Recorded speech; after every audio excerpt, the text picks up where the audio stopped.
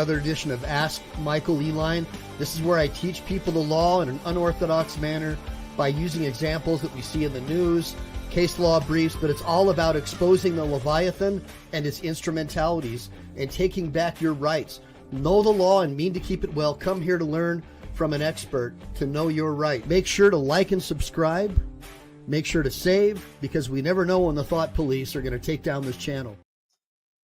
Well, hello, everybody. I am attorney Michael Eline, and as you know, I am an attorney licensed in California and Texas. I primarily do personal injury law, but I'm also a patriot, and I'm a natural law advocate.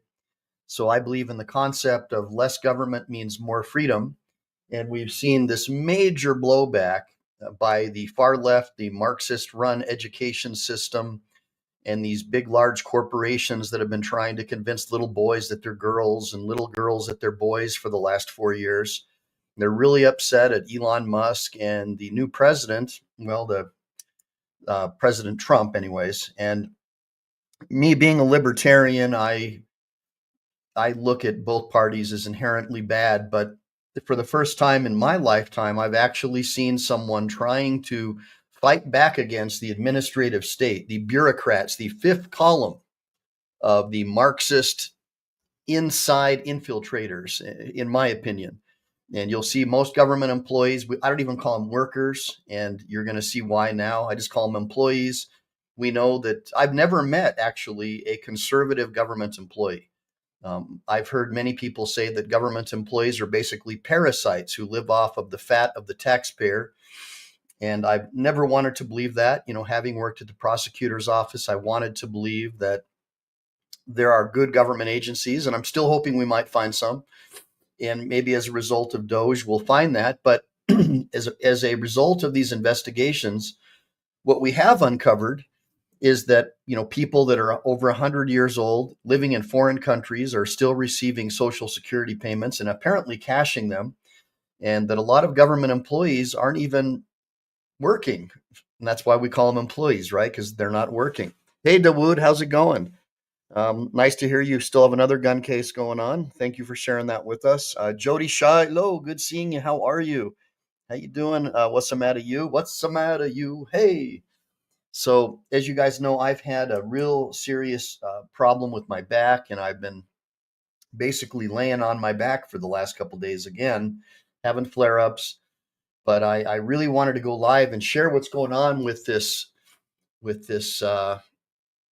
the situation that we're having with government accountability, because it's just so amazing to finally see all these scumbag government employees, who donate tons of money to the Democrat Party, of course, through their unions, and they're finally getting broken up, and we're exposing all the corruption, how they're stealing billions of dollars of taxpayer money, funneling it over to their buddies at big corporations, and then these big corporations will hire them as employees. You know, you see it with big pharma. They're going back and forth from jobs working at big pharma, and then they get a job over at the CDC or the FDA. They just exposed that Bill Gates made $250 million on these vaccines, and we know, based upon a lot of evidence that has come forth, that his father was a big-time population control advocate, Planned Parenthood guy. His dad and Margaret Sanger, supported basically offing Black people and using birth control to do that. Just all these things are coming out, and we're seeing, old newspaper clippings of Gates even admitting that they want to use vaccines to control the population. Like, yeah, let's tell someone they're sick, and then we can give them this thing. So we're hearing all this stuff breaking out of the news, and it's just blowing my mind. So we're gonna see what's going on today with these DOGE, Department of Government Efficiency Part 2, and we're gonna hear what's going on. And hey, what's going on? Life under the microscope. And so today's a working day for me. So it's going to be one of these days where I try to run as much of the hearings as I can and news clippings that I can. By the way, guys, we found out that Gene Hackman passed away, star of the French Connection. He died at age 95, and he was found dead alongside his wife and the couple's dog. Foul play is not suspected, but The exact cause of death has not been determined. That's kind of weird that they both died together. So obviously, if you don't think there's foul play, then you're not paying attention. But something happened there. Hopefully, we'll figure out what it was. So, anyways, everybody, rest in peace to Gene Hackman, one of my favorite United States Marines and actors. Really great actor. Superman finally got him, says Life Under. Yeah. So I'm going to try to go as long as I can, but it is a working day for me. So the first thing we're going to start off with is the first story about the DOGE situation going on over here. And let's let it rip, guys. And that's carbon monoxide poisoning. Yeah, that's probably so. Dirk the Darling says they suspect carbon monoxide poisoning. Oh, by the way, guys, thank God. Okay, me being a Marine, I am so, ever since Obama, the far left has tried to turn our military into basically some woke gay college campus, right? Where they, they're putting people in charge based upon their gender or their sexual preference instead of their ability to be war fighters. And the last chairman of the Joint Chiefs, in my opinion, was a highly anti-white, racist, black four-star general, Air Force, which we know they're like, out of all the branches, us Marines consider them to be like the weakest. We call them the chair force as far as ground pounding, warlike thought. And this guy, if you ever heard of any of his speeches, he's just like a professional victim, right out of the Obama playbook, just a total professional victim. Finally tanked that guy and bagged that, got him out of there, thank God. And we're returning the military to a point where recruitment is now back up to an all-time high. Young men are finally starting to want to join the Marines and the Army again because they know it's not a woke Berkeley college campus, because obviously young men join the Marine Corps or the military because they want to be war fighters. They don't want to have a bunch of rainbow flags and BLM flags and they, them, my pronouns are this, my pronouns are that thing on their commanding officer's desk, right? It's not Berkeley. It's not a social experiment. This is a deadly thing. And at the same time, we're increasing the efficiency of the military and bringing back the warfighter mentality. We're also ending wars, and we're stopping the flooding of billions of dollars into Ukraine. And the president has forced them into an agreement where they have to pay us back with mineral rights. Gee, go figure. Amazing. So far, even though I'm not a big fan of either party, and I'm not, I consider Trump to be basically a tax and spend Democrat, more like a blue dog Democrat, because he always has been. The Department of Government Efficiency, returning the military back to our warfighters and away from all these freaks and weirdos that Obama put in charge and Biden put in charge, and getting rid of them. And we just discovered an undercover sting operation against a former classmate of Hillary Clinton, who was a advisor to the Joint Chiefs of Staff. And they were planning basically what amounts to a coup against President Trump, trying to find a way to prevent him from reforming the military. And that's called treason, by the way. And that's just come out. And all this stuff is coming out that basically all these bureaucrats and these government agencies are basically just another branch of the Democrat Party, including CNN and PMSNBC. They're all just basically Democrat propaganda. So it's no wonder people hated Trump so bad when all they heard is 24-hour propaganda by basically what amounts to the Democrats' propaganda machine against Donald Trump. So now it's all coming out. And so what we're going to do is we're going to speak for yourself, says what's the matter you. Yeah, that's right. Marine pronouns, says Dirk the Daring. His Marine's pronouns are your and dead. I love it.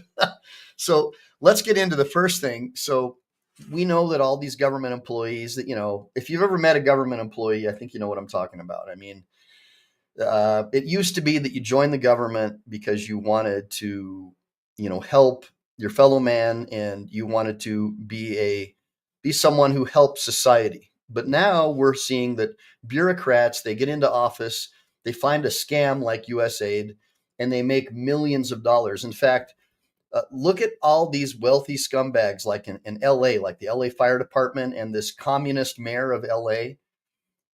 making millions and millions of dollars, and they're obese, they're out of shape, they couldn't even pull someone out of a fire, and they're putting them into positions of power just because they're black or because they're a lesbian and not because they're qualified. And that's so, and they said that a merit-based system is racist, and therefore we need to use affirmative action and put unqualified people into positions of power to make up for the sins of our past. And that's sort of the philosophy that the left has.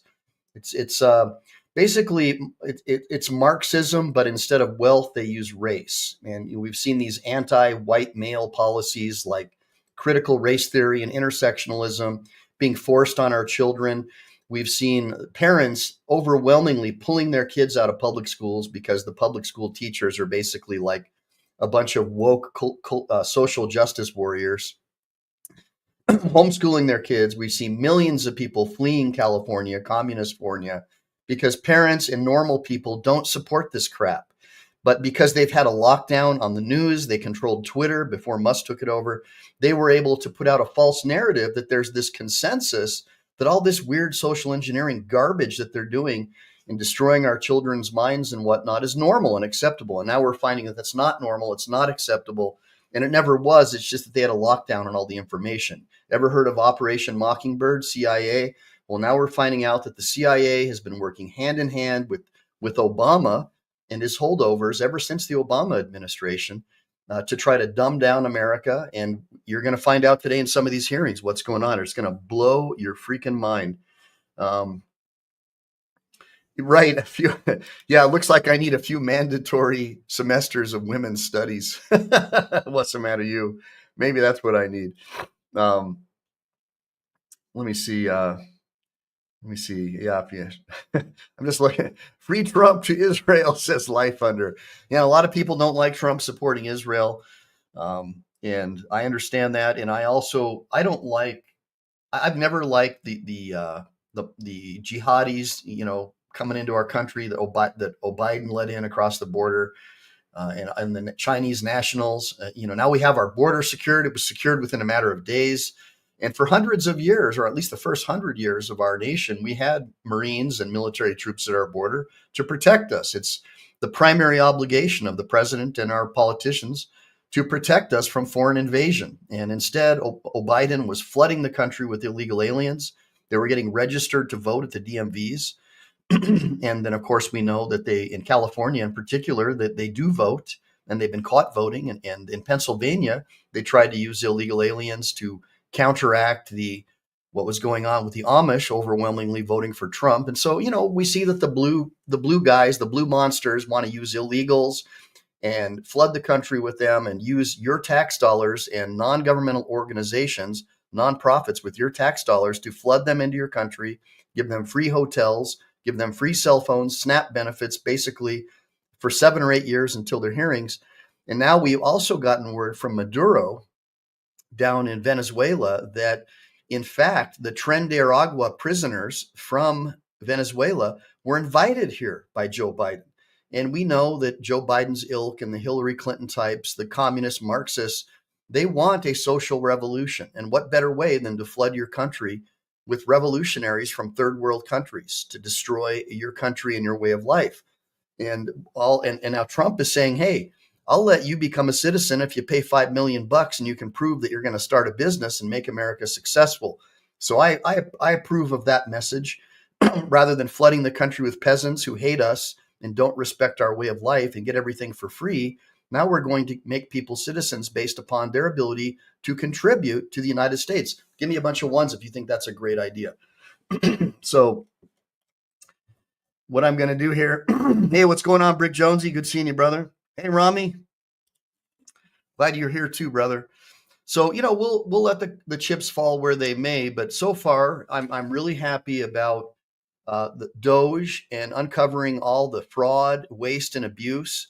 And it's hilarious when I see the pushback from the Hollywood left and the leftists in government saying that, this billionaire, he's going to take all this money and it's all for him and Trump. And I'm like, well, wait a minute. Elon Musk, Tesla is going downhill fast because obviously he's not popular with people who buy electric vehicles, primarily lefties, right? Because he's trying to eliminate waste, fraud, and abuse in government. And I think that's a noble cause. And I don't see him getting rich by any stretch of the word.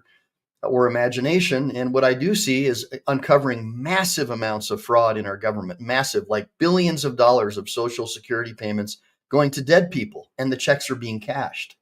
And people that are over 100 years old, like even people that are in like 200 years old, getting Social Security checks.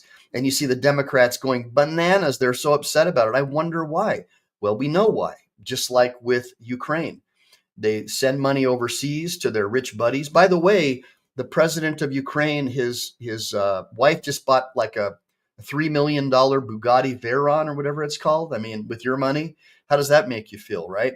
And we know that they're buying $1 billion of property and real estate outside of Ukraine. So when he finally gets thrown out of power, by the way, he's a dictator who suspended elections. So when they're finally thrown out of power, they'll have places to go. And I have friends who are mercenaries who are over in Ukraine who swear that 40 to 60% of the equipment that we send over there is being sold on the black market. A lot of it ends up back in the cartels in South and Central America, and it ends up with the Russians and the communist Chinese. So, I mean, you guys, I mean, what a scam. And, you know, when the government no longer controls your news, right, since we got Twitter, right, because we know that Twitter was basically a CIA and FBI operation. And we know that from the Twitter files. And we know that that's why the Hunter Biden laptop was suppressed, which is also election interference. And how interesting it is that all these people that helped suppress information were pardoned by Sleepy Joe towards the end of his term. So we're finding out all kinds of crazy stuff, and we're going to get into it. We're going to have some fun today. It's good seeing you, though, Brick and Rami and Lynn Davidson. I'm so glad you guys are here. Brett Ray.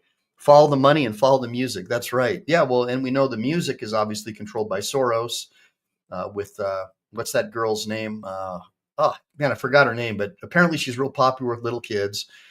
And so that's all been exposed. But let's get now into the hearings, and I'm going to mute myself so I can check some emails and maybe return some calls. But I'll pop in every once in a while if anybody has a super chat or has a question.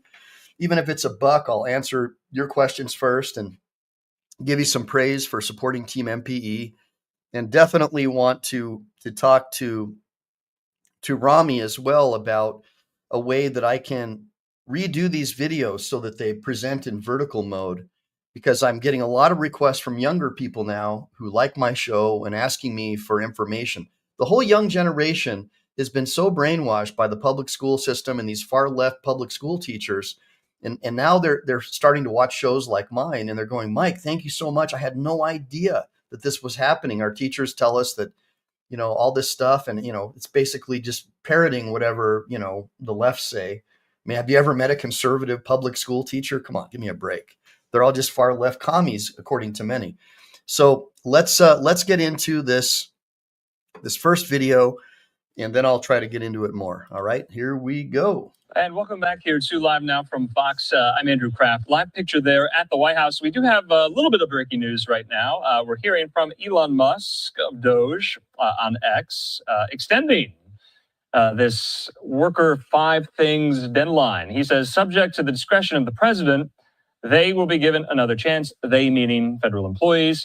Musk says failure to respond a second time will result in termination. Now, it's tricky. We were just talking to Tiana Lowe-Desher about this with the Washington Examiner, that some federal agencies have told their workforce not to comply, not to send the email in.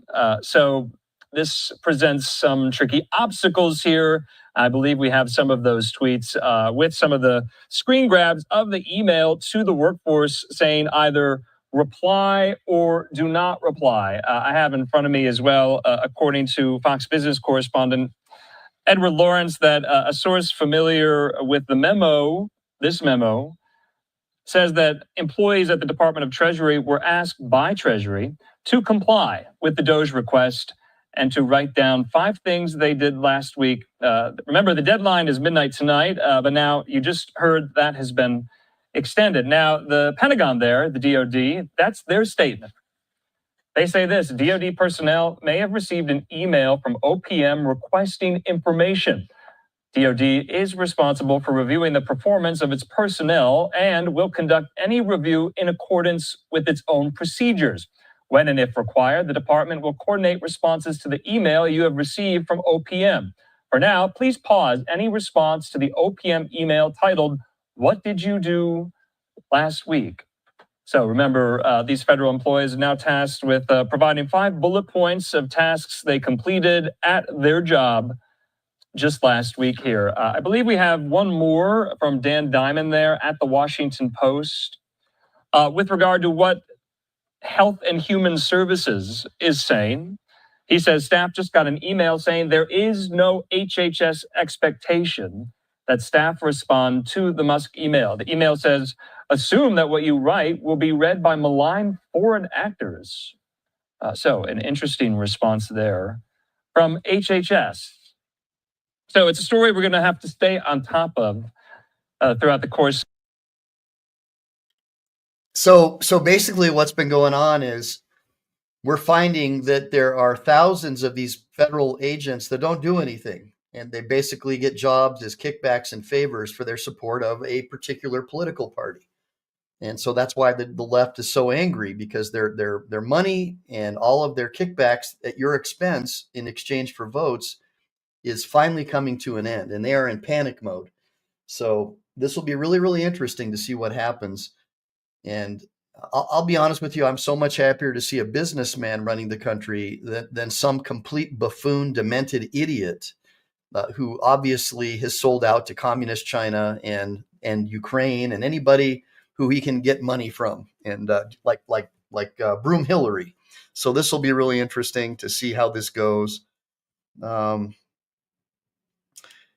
Right. Yeah. Well, they all kind of destroyed the United States, Rami. But man, wait until you see all the money that Musk is saving us and depriving the Democrat Party of. I mean, in the past, we really thought that the Democrats were popular. And now we're finding out that ideas like telling little boys that they're girls and little girls that they're boys, and public school teachers with rainbow flags all over their classrooms, that's not popular with the majority of Americans. But since the Democrats controlled CNN, PMSNBC, Twitter, and pretty much every single news outlet, they were able to put out a false narrative that it was popular.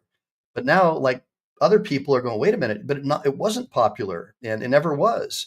And now we see that not only did a Republican win the Electoral College, but won the popular vote. And just imagine how many fraudulent votes were cast this time in favor of Democrats, and they still couldn't win. I mean, they control the post office.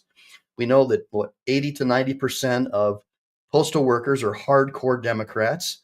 We know that they gave their endorsement to Camel Toe Harris, and we know that they control the ballots, basically. And that was set up by Obama and Biden, right? So they were controlling all that, and they still couldn't win. Just imagine without illegal aliens voting, and these non-voter ID states that for some reason they always go Democrat. I could never understand that, right? And just imagine if they were forced to show an ID to vote, right? But no, it's racist, right? It's racist if you have to have an ID to vote. Give me a break.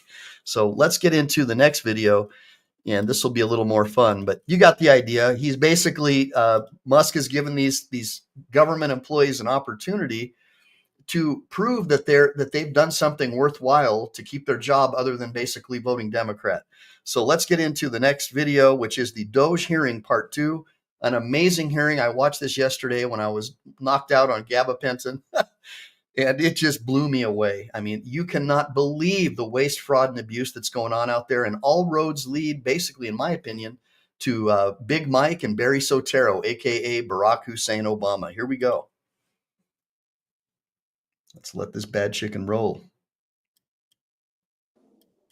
Trying to get it going here, guys. Give me a second. This hearing of the Subcommittee on Delivering on Government Efficiency will come to order. Welcome, everyone. Without objection, the chair may declare a recess at any time. I recognize myself for the purpose of making an opening statement.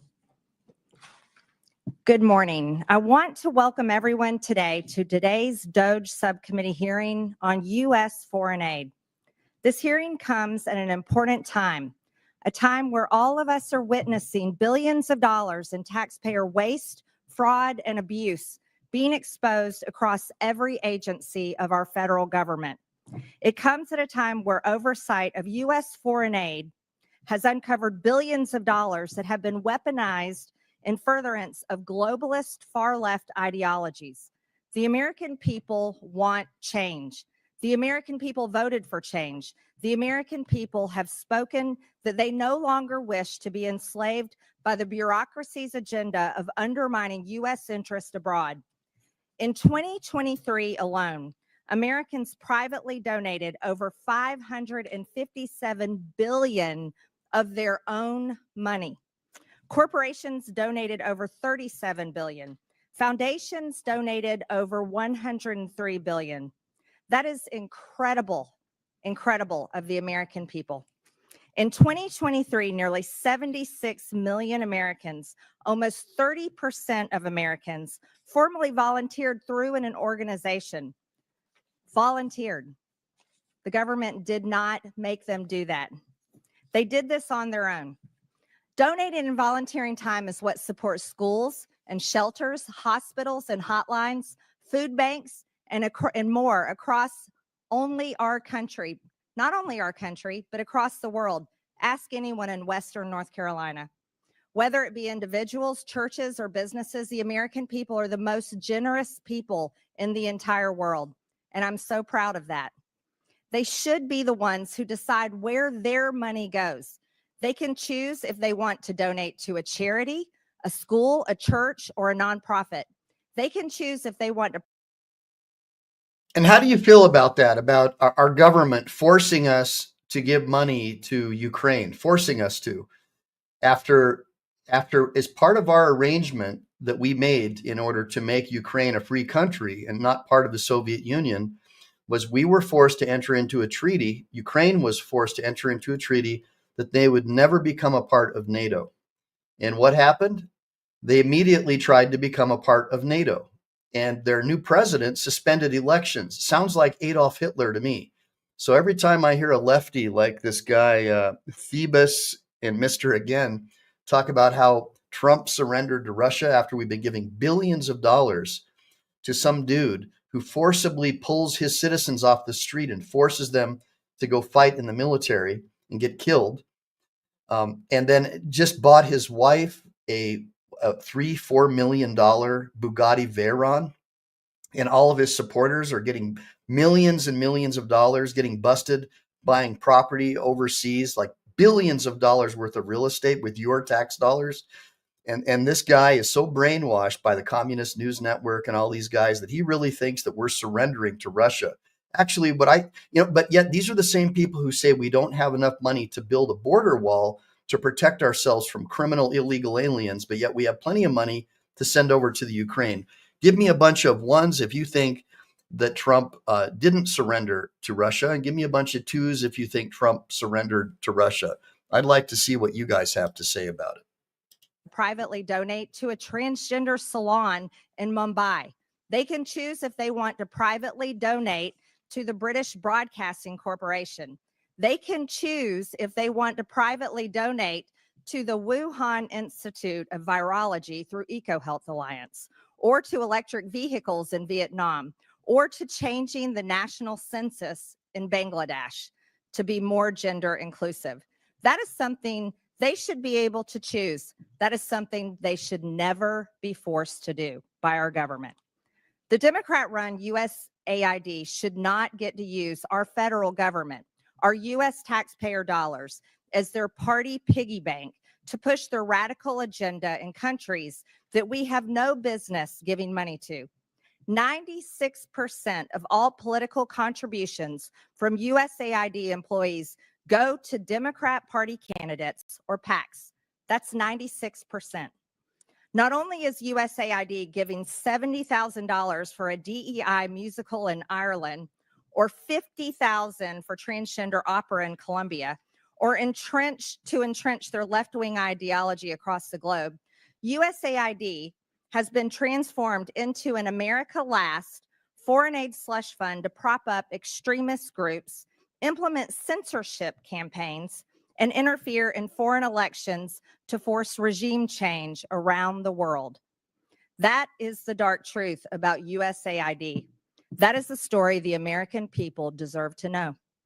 Not only was USAID never designed to be what it has morphed into, but these things should never have been funded in the first place. In fiscal year 2023, USAID dispersed roughly $44 billion of aid across 160 countries and regions around the world. During the 4 years of the Biden administration, 181 countries received approximately $240 billion in U.S. development aid, with Ukraine being the top recipient. Other top recipients include Ethiopia, Jordan, Israel, and Somalia. So after hundreds of billions of taxpayer dollars have been distributed throughout the world, has the world become safer? No. Has the world become more stable? No. Is the perception of the United States around the globe any better? No.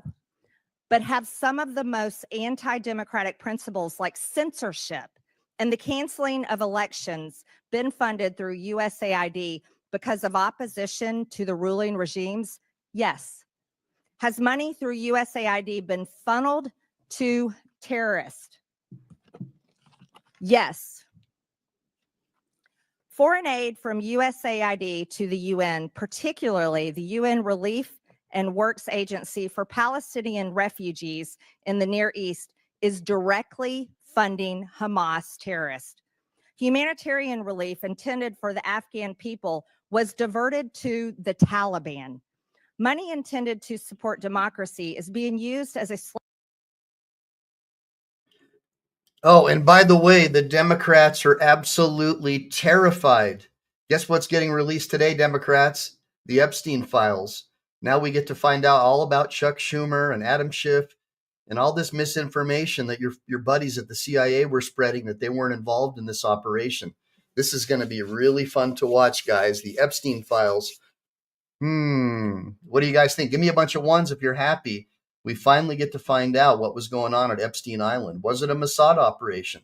Was it just a CIA operation?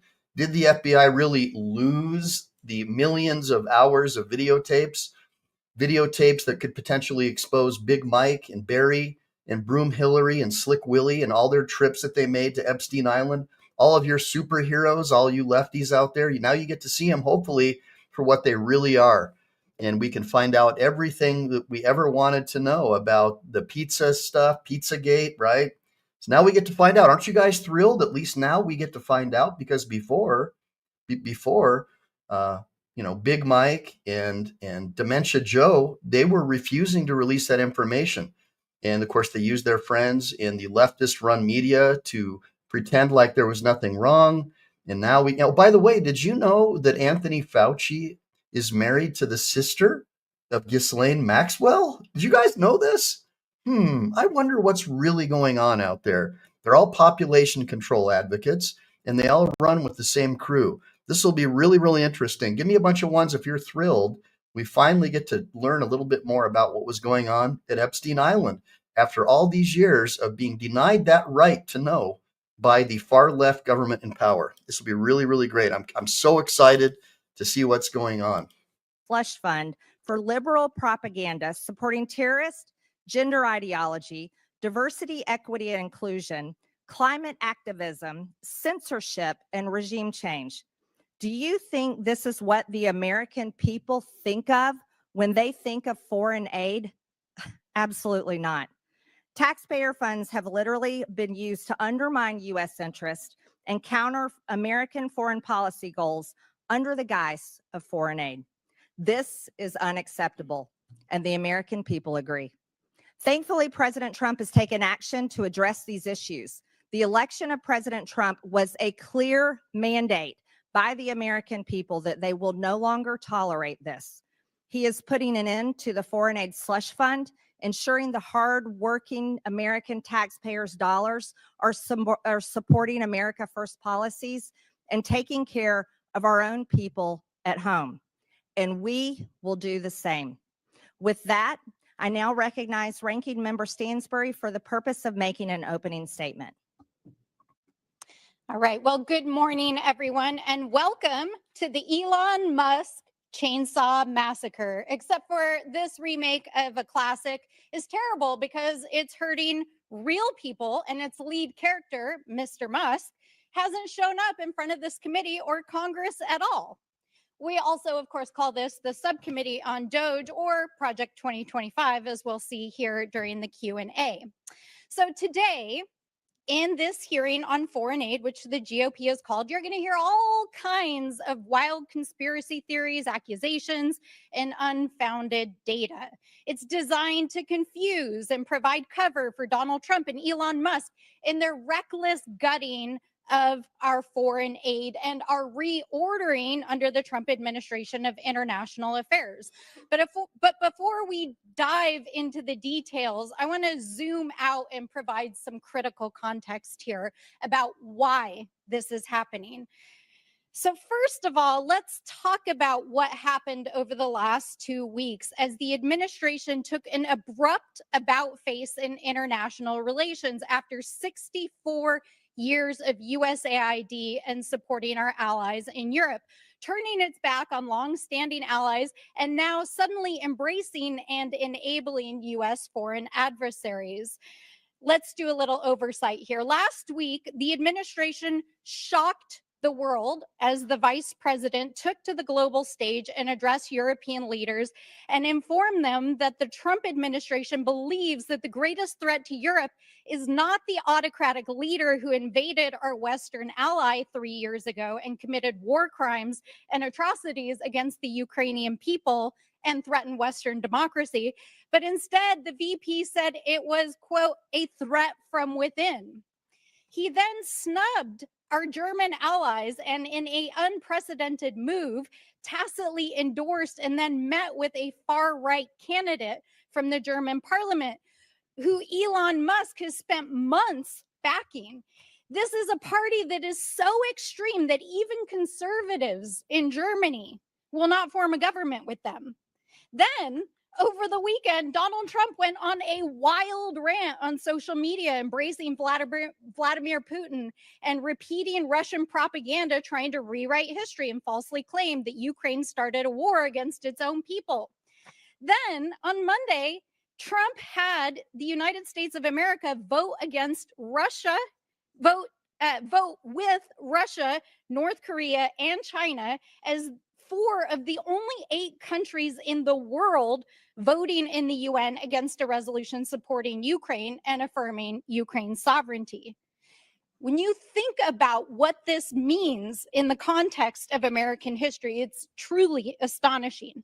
That same day, which was only 2 days ago, the administration announced that they would proceed with firing another 2,000 USAID workers, even as a court ruled that the administration's dismantling of the aid organization is illegal.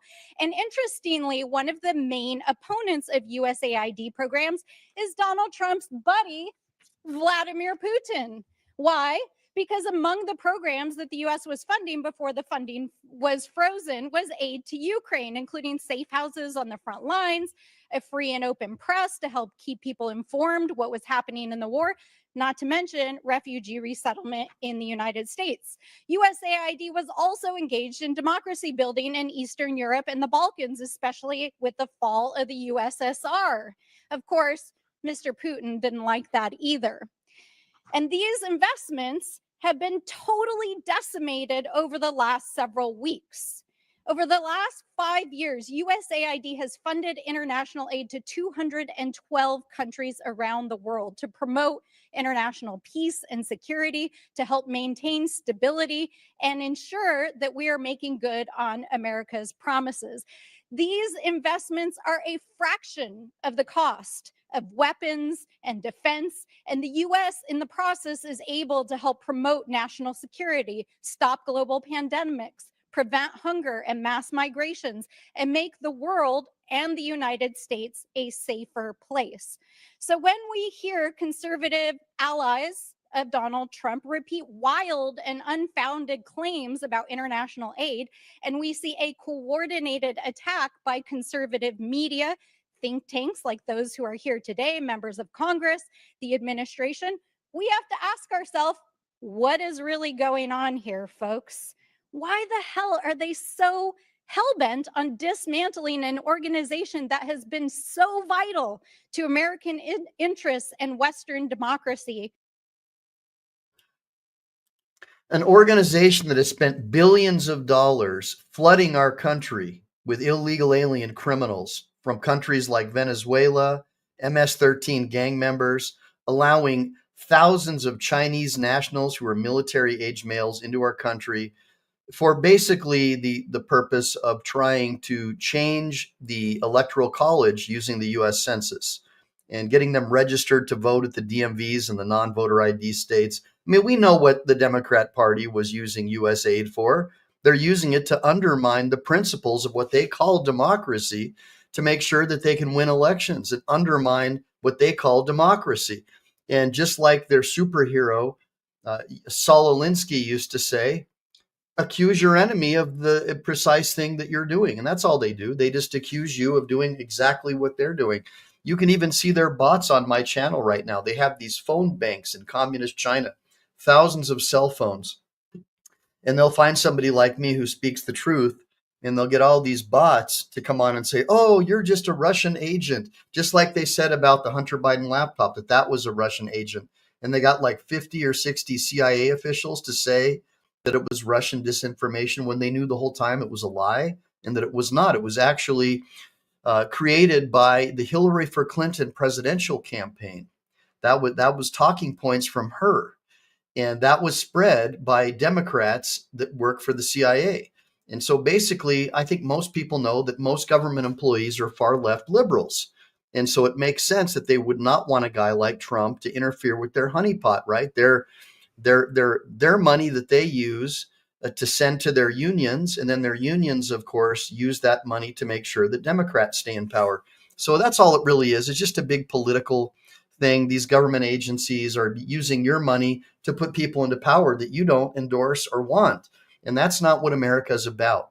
So USAID needs to go. It's not really aid, it's propaganda and it's money laundering. Because what happens is one of these government employees will take some of your money to study homosexuality and turtles over in Ukraine or whatever, right? And give it to some company or think tank over there. And then when they're done working for the government, that think tank hires them and gives them a nice cushy salary. Same thing that happens with Big Pharma. All these guys, they just use it as a tool. They use your money as a tool to get enriched at another job. Same with these generals, these military officers, right? They get involved in this military industrial complex. They end up getting a job working for Raytheon or McDonnell Douglas or Northrop, right? After they steer all these contracts towards them. And by the way, what happened to the Democrat Party? When I was a Democrat, we were the party of anti-war. And now it's so shocking to me that the Democrats are all about going to war. They love going to war. They love seeing all those millions of people dying over in Ukraine. It's a great thing. Their stock values go up. People like Nancy Pelosi making a couple $100,000 a year. Now they're worth 20, 30, 40 million dollars. Her husband ended up with all the contracts for the defunct U.S. post offices in California. Isn't that weird? That's what the news says anyways. I mean, don't you think that's odd that people who are supposed to be public servants make more than the people who allegedly voted for them? I don't know, guys. Let's keep watching. I think DOGE is a great thing. And I think that Democrats should be on board and be supporting this. This should be bipartisan. Don't you agree that Democrats should want to weed out corruption in government? Why is it that they're fighting so hard to prevent us from knowing about all these contracts, about where this money is going, about how all these congressmen and senators are getting kickbacks? They used to call that money laundering. Now they call it a Russian disinformation. Interesting. Let's keep on going. For so long. Over the last several days, they have fired thousands of federal employees.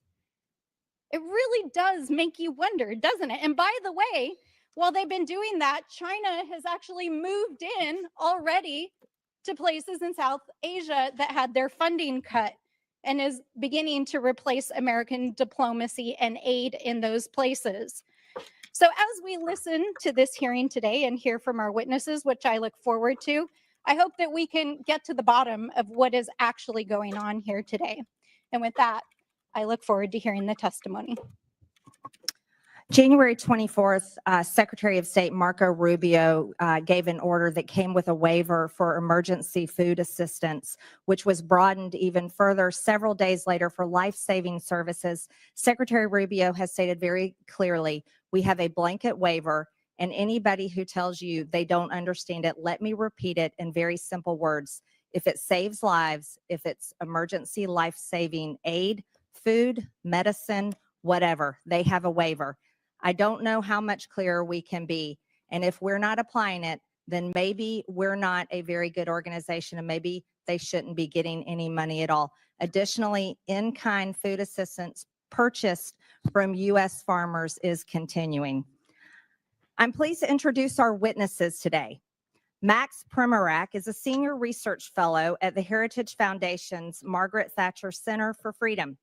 He has more than 30 years of international work experience, including as acting chief operating officer at USAID and as a USAID contractor. From 2018 to 2019, he was an administration envoy to Iraq, overseeing a $400 million genocide recovery initiative to facilitate returns of Christians and other persecuted religious minorities. Greg Roman is the executive director of Middle East Forum. He is a frequent commentator about Middle East affairs on both national and international news channels and studied national security and political communications at American University and Interdisciplinary Center in Herzliya. Tyler O'Neill is senior editor at the Daily Signal and author of The Wokeness, The Dark Money Cabal Manipulating the Federal Government. He is a writer and commentator on federal policy and has appeared on both local and national news outlets. Finally, Noam Unger is the Director of Sustainable Development and Resilience Initiative at the Center for Strategic International Studies and a senior fellow with the Project on Prosperity and Development. He has served at both USAID and the U.S. Department of State. Again, I want to thank all of you for being here to testify today.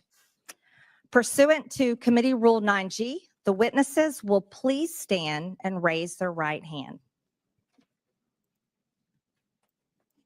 Do you solemnly swear or affirm that the testimony that you are about to give is the truth, the whole truth, and nothing but the truth, so help you God?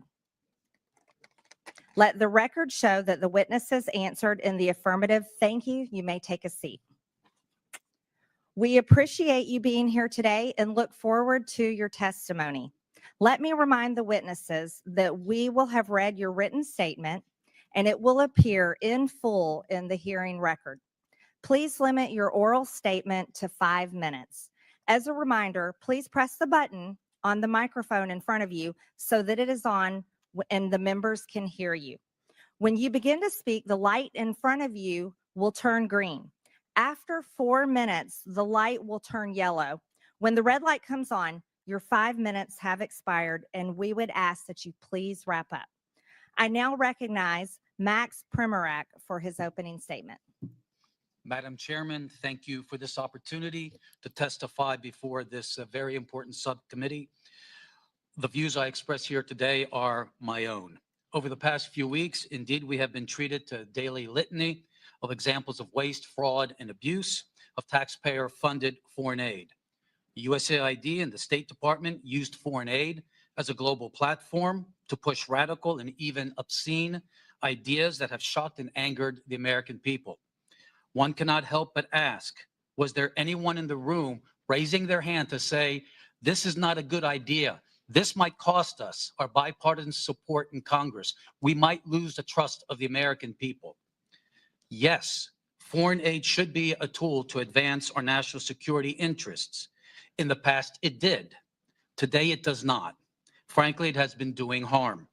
While spending more on aid, there is more world poverty and hunger today, more political instability, and developing countries are more beholden to our adversaries. At USAID, I co-chaired an interagency working group that put all aid projects through a counter-China lens. That was dismantled. Instead, the Biden administration wasted billions of dollars on a global green agenda that forced poor countries to rely on China for their energy needs. These countries sought more trade with and investment from the United States to bind our countries closer together. Instead, they got transgender, diversity, and abortion programs that have alienated billions of people. Despite what we hear in the media, there is no linkage between how we do aid and our national security. South Africa has received billions of American aid dollars, yet is China's main Africa partner. South Africa is the S in BRICS. It supports Hamas and Iran and opposes us at every turn at the United Nations. And many South African politicians support the genocide of white people. And we know that South Africa is the rape capital of the world. It's almost right up there. I think Sweden, because of their forced immigration policies, and Norway are right about the same levels now. But you'll find that wherever there's globalists, these same types of policies, the elimination of the white race, basically, and the nonstop white people are evil. Everybody needs to be trans. It's all the same, and in South Africa is another one of these countries doing this, and it's being done with your tax dollars. Come on, guys, give me a break. If you support equality, you don't support the genocide of one race over the other. You support equality. So don't try to tell me that you believe in equality and that you believe that everyone's equal, and then support DEI and affirmative action, which basically allows someone who's not qualified, right, who flies an airplane upside down, basically, or flies a helicopter, who worked for Joe Biden for the Army, and causes an airplane accident just because of her gender, or because she supports the Democrats. That's not equality. Equality is based upon merit. You can't be equal to someone unless you're just as qualified. Give me a bunch of ones if you agree. Let's get back into it. Last summer, Mozambique and Tanzania, other large aid recipients, conducted 2-week military exercises with the People's Liberation Army, expanding Communist China's power projection to the lip of our Atlantic Ocean. 19 of the top 20 USAID recipients are members of China's Belt and Road Initiative. While acting chief operating officer at USAID, I approved strong vetting policies for our humanitarian assistance in countries swarming with terrorists. But that too was ignored by the Biden administration. Vast sums of US money have been diverted to fund terrorists in Gaza, Syria, Yemen, and Afghanistan. NGOs have been hit with heavy fines for violating our anti-terrorism financing laws. But closer scrutiny is warranted, for the problem is endemic in the aid culture. Last year, USAID launched its $45 million Global Civil Society program based on the social theories of an Italian Marxist. Literally, we have been funding radical NGOs around the world that oppose capitalism, democracy, NATO, and Christianity. None of this is counter-China. This is counter-America. Again, a resounding yes that foreign aid can be a powerful tool of diplomacy to promote freedom, prosperity, and peace in accordance with our national interest and our values, but not as an instrument of progressive imperialism. Regardless of which party controls the executive branch, aid officials must ensure that every single foreign aid program can pass the Middle America smell test on waste, fraud, and abuse. Aid decisions must always secure bipartisan support. There must be full transparency on who is being funded and what they're doing, not only for the members of Congress, but especially for the American people. The fiduciary failure of our aid officials over the past 4 years has done tremendous damage to foreign aid's credibility and America's standing in the world. Thank you, and I look forward to your questions.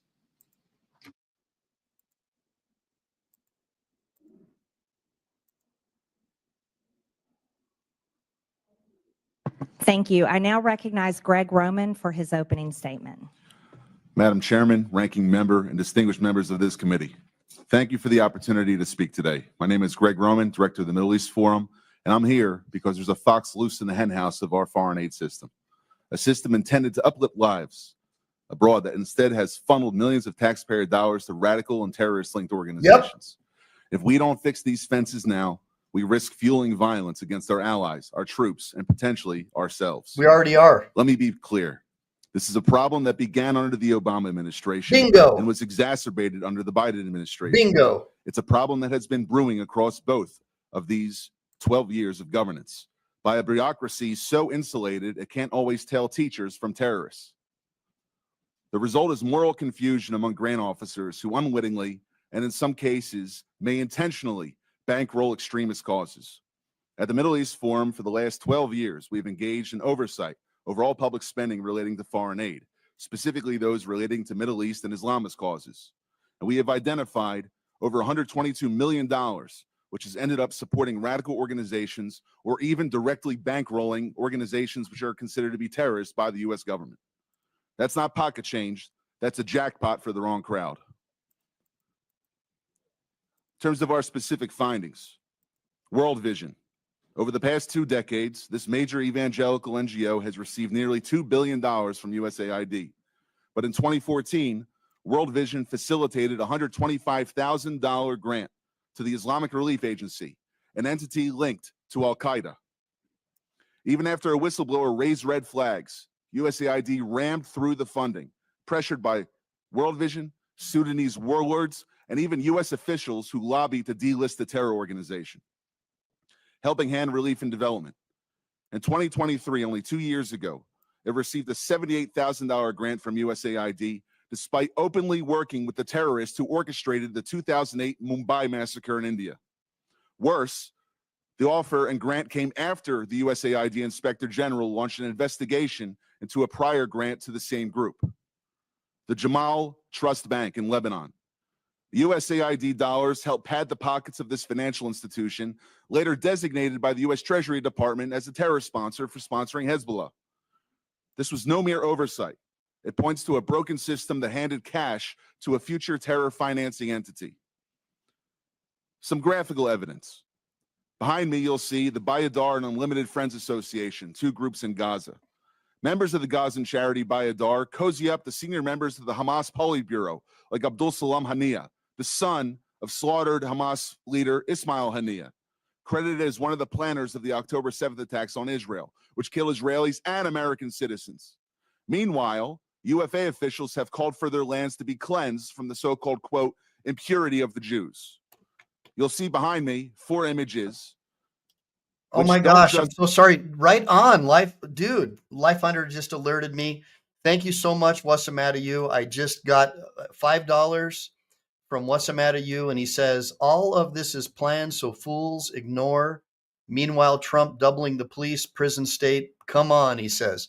Well, look, that might be true, but I sure am happy that we're getting thousands and thousands of people off of Social Security who are dead, who are hundreds of years old, and stopping that supply of money being funneled to corrupt politicians. So that's definitely something that I support. But I understand where you're coming from, Wasamatayu. I'm not going to deny that these are 2 heads of the same snake. All right, so let's keep on going, guys. Let's keep going. All right. Just show members of Bayadar and UFA associating with members of Hamas, but also USAID officials, employees of the U.S. government, receiving awards because of their cooperation with these 2 Hamas-linked entities. You even have a Facebook post from a few years ago, which is the USAID office in Jerusalem celebrating their relationship with a Hamas entity. I can't find anything more disgusting. And as the ranking member said, we're looking for evidence. This is not a conspiracy. This is a U.S. government communication. Lastly, masking the money trail. Billions of dollars in USAID grants are lumped under miscellaneous foreign awardees, making it impossible for Congress, the media, or the public to track who's really getting the funds. According to public testimony in another hearing in this Congress, a portion of this money has ended up in the hands of Al-Qaeda affiliates in Syria. How does this happen?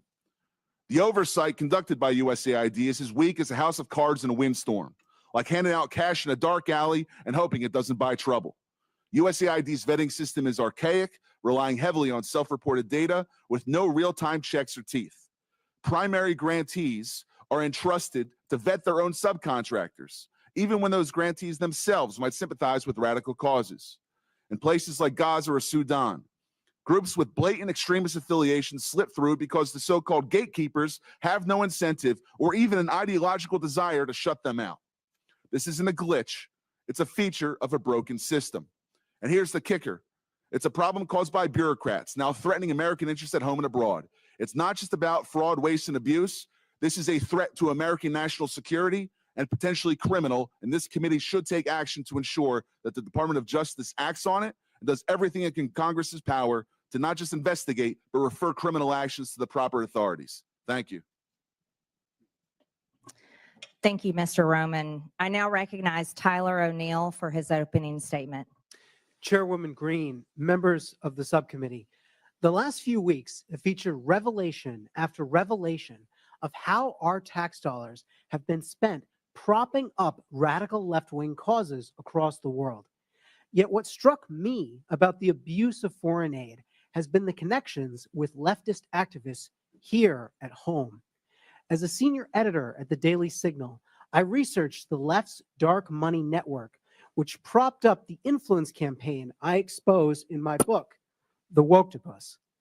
I found that leftist elites prop up NGOs that staffed and advised the Biden administration, pushing unpopular policies on the American people through the bureaucracy. In my remarks, I will present 3 examples of how the left's dark money network intersects with just one agency focused on foreign aid, the U.S. Agency for International Development. The views I will express in this testimony are my own. The left's dark money network features George Soros and his Open Society Foundations, the Tides Foundation, and the network of nonprofits established by Arabella Advisors.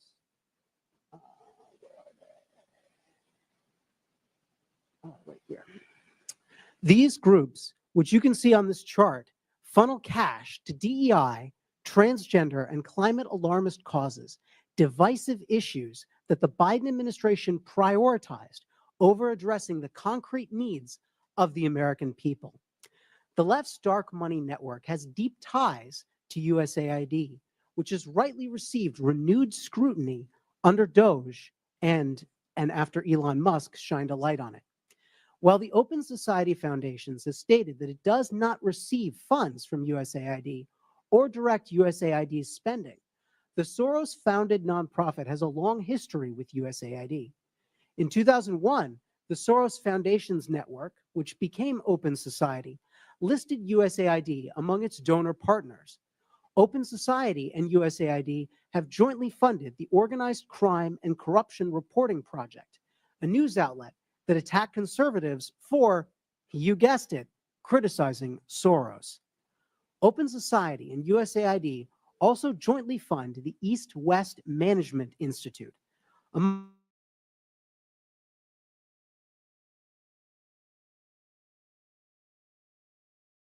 other things.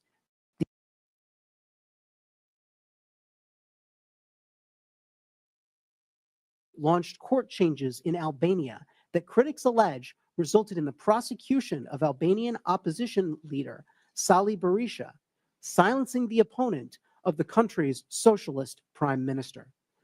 Open Society has hired at least 5 former USAID staff, including at least 1 high-level official who worked at USAID providing services amid political transitions in foreign countries.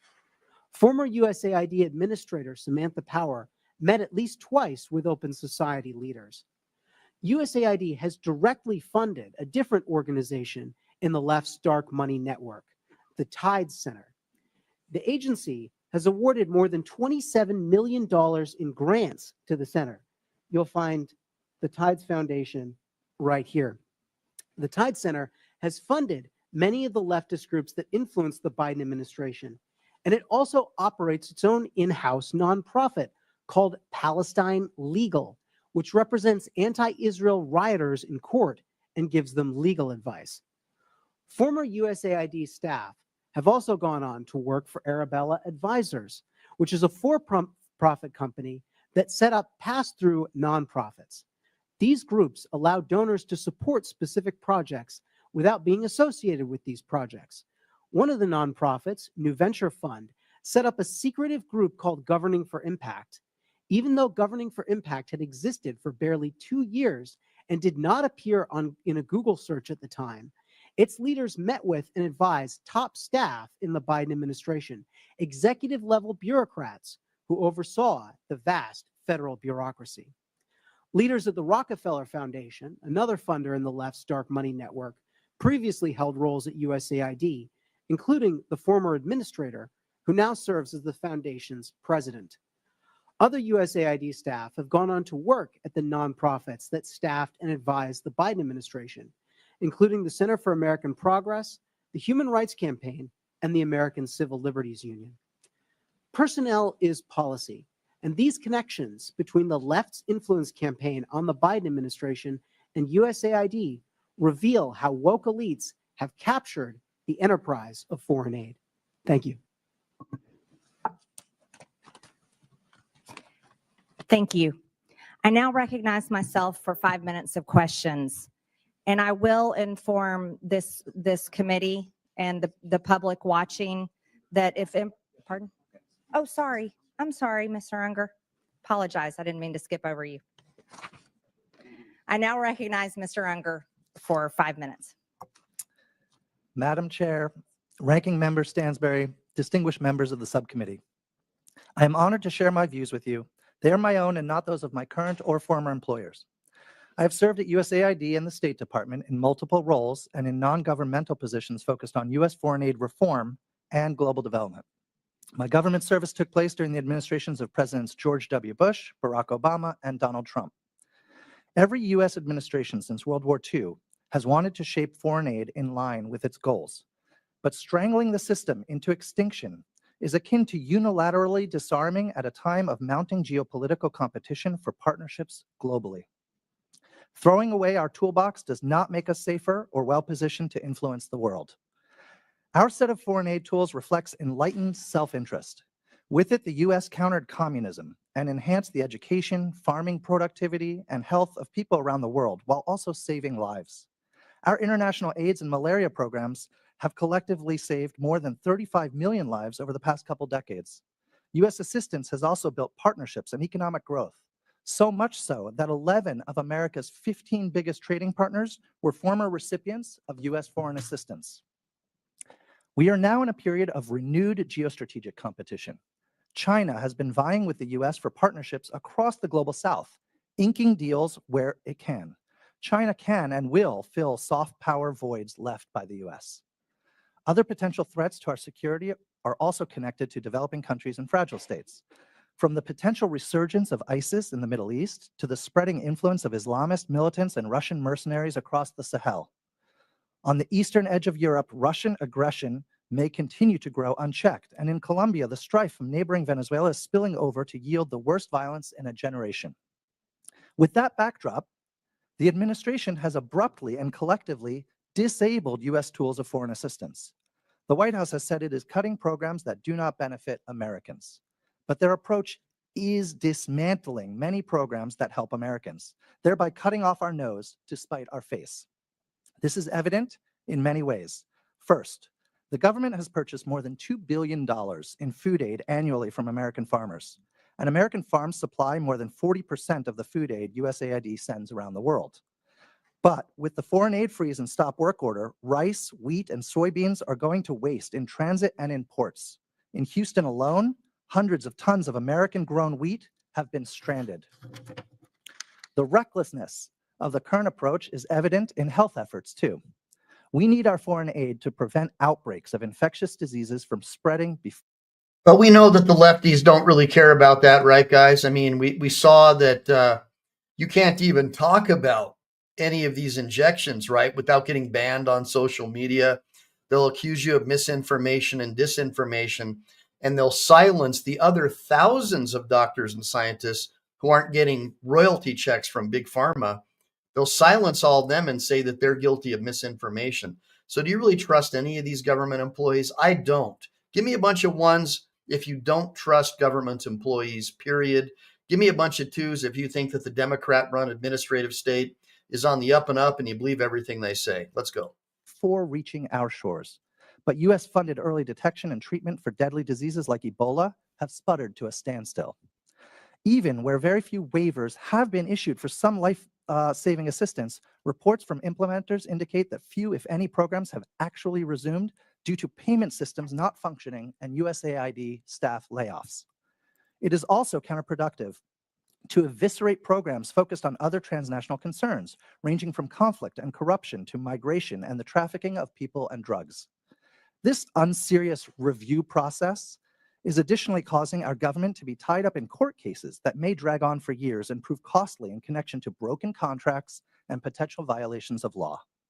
These losses are unnecessary, even if, or perhaps especially if, you believe, like I do, in the need for reforms. It is critically important to be able to differentiate between waste and congressionally appropriated projects that may reflect different policy priorities. Waste is the food rotting in ports. It's the purchased medicines that cannot be distributed. It is the cutting of programs and firing of people that then in turn prevents this administration from being able to meet its own foreign policy goals. Going forward, government will need an oversight approach to programming that includes the following.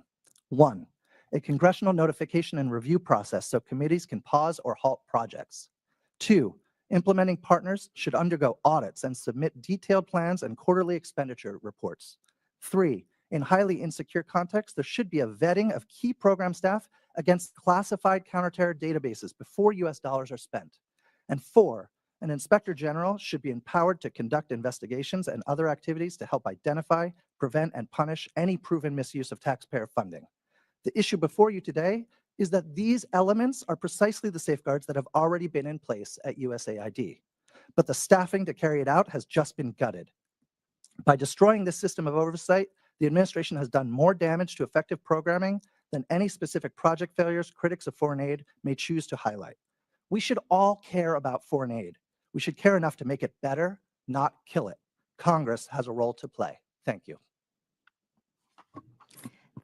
Thank you, witnesses, for your testimony. Again, Mr. Unger, I apologize. We can also confirm the World Program posted that the recent pause concerning in-kind food assistance to WFP has been rescinded.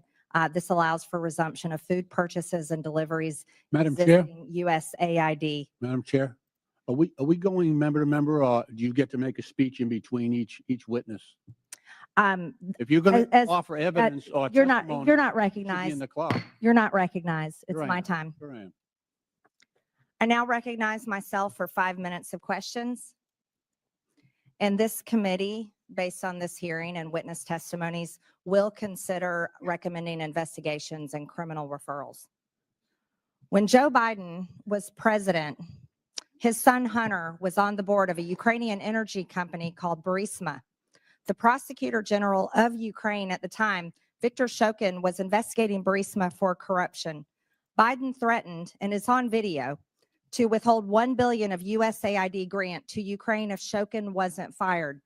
Mr. Primorak, is USAID supposed to be used as leverage by a president to protect his son? No, we call that corruption. Mr. Primorak, in your estimation, roughly what percentage of USAID funding is doled out to bad actors or to efforts that don't have the best interests of Americans in mind?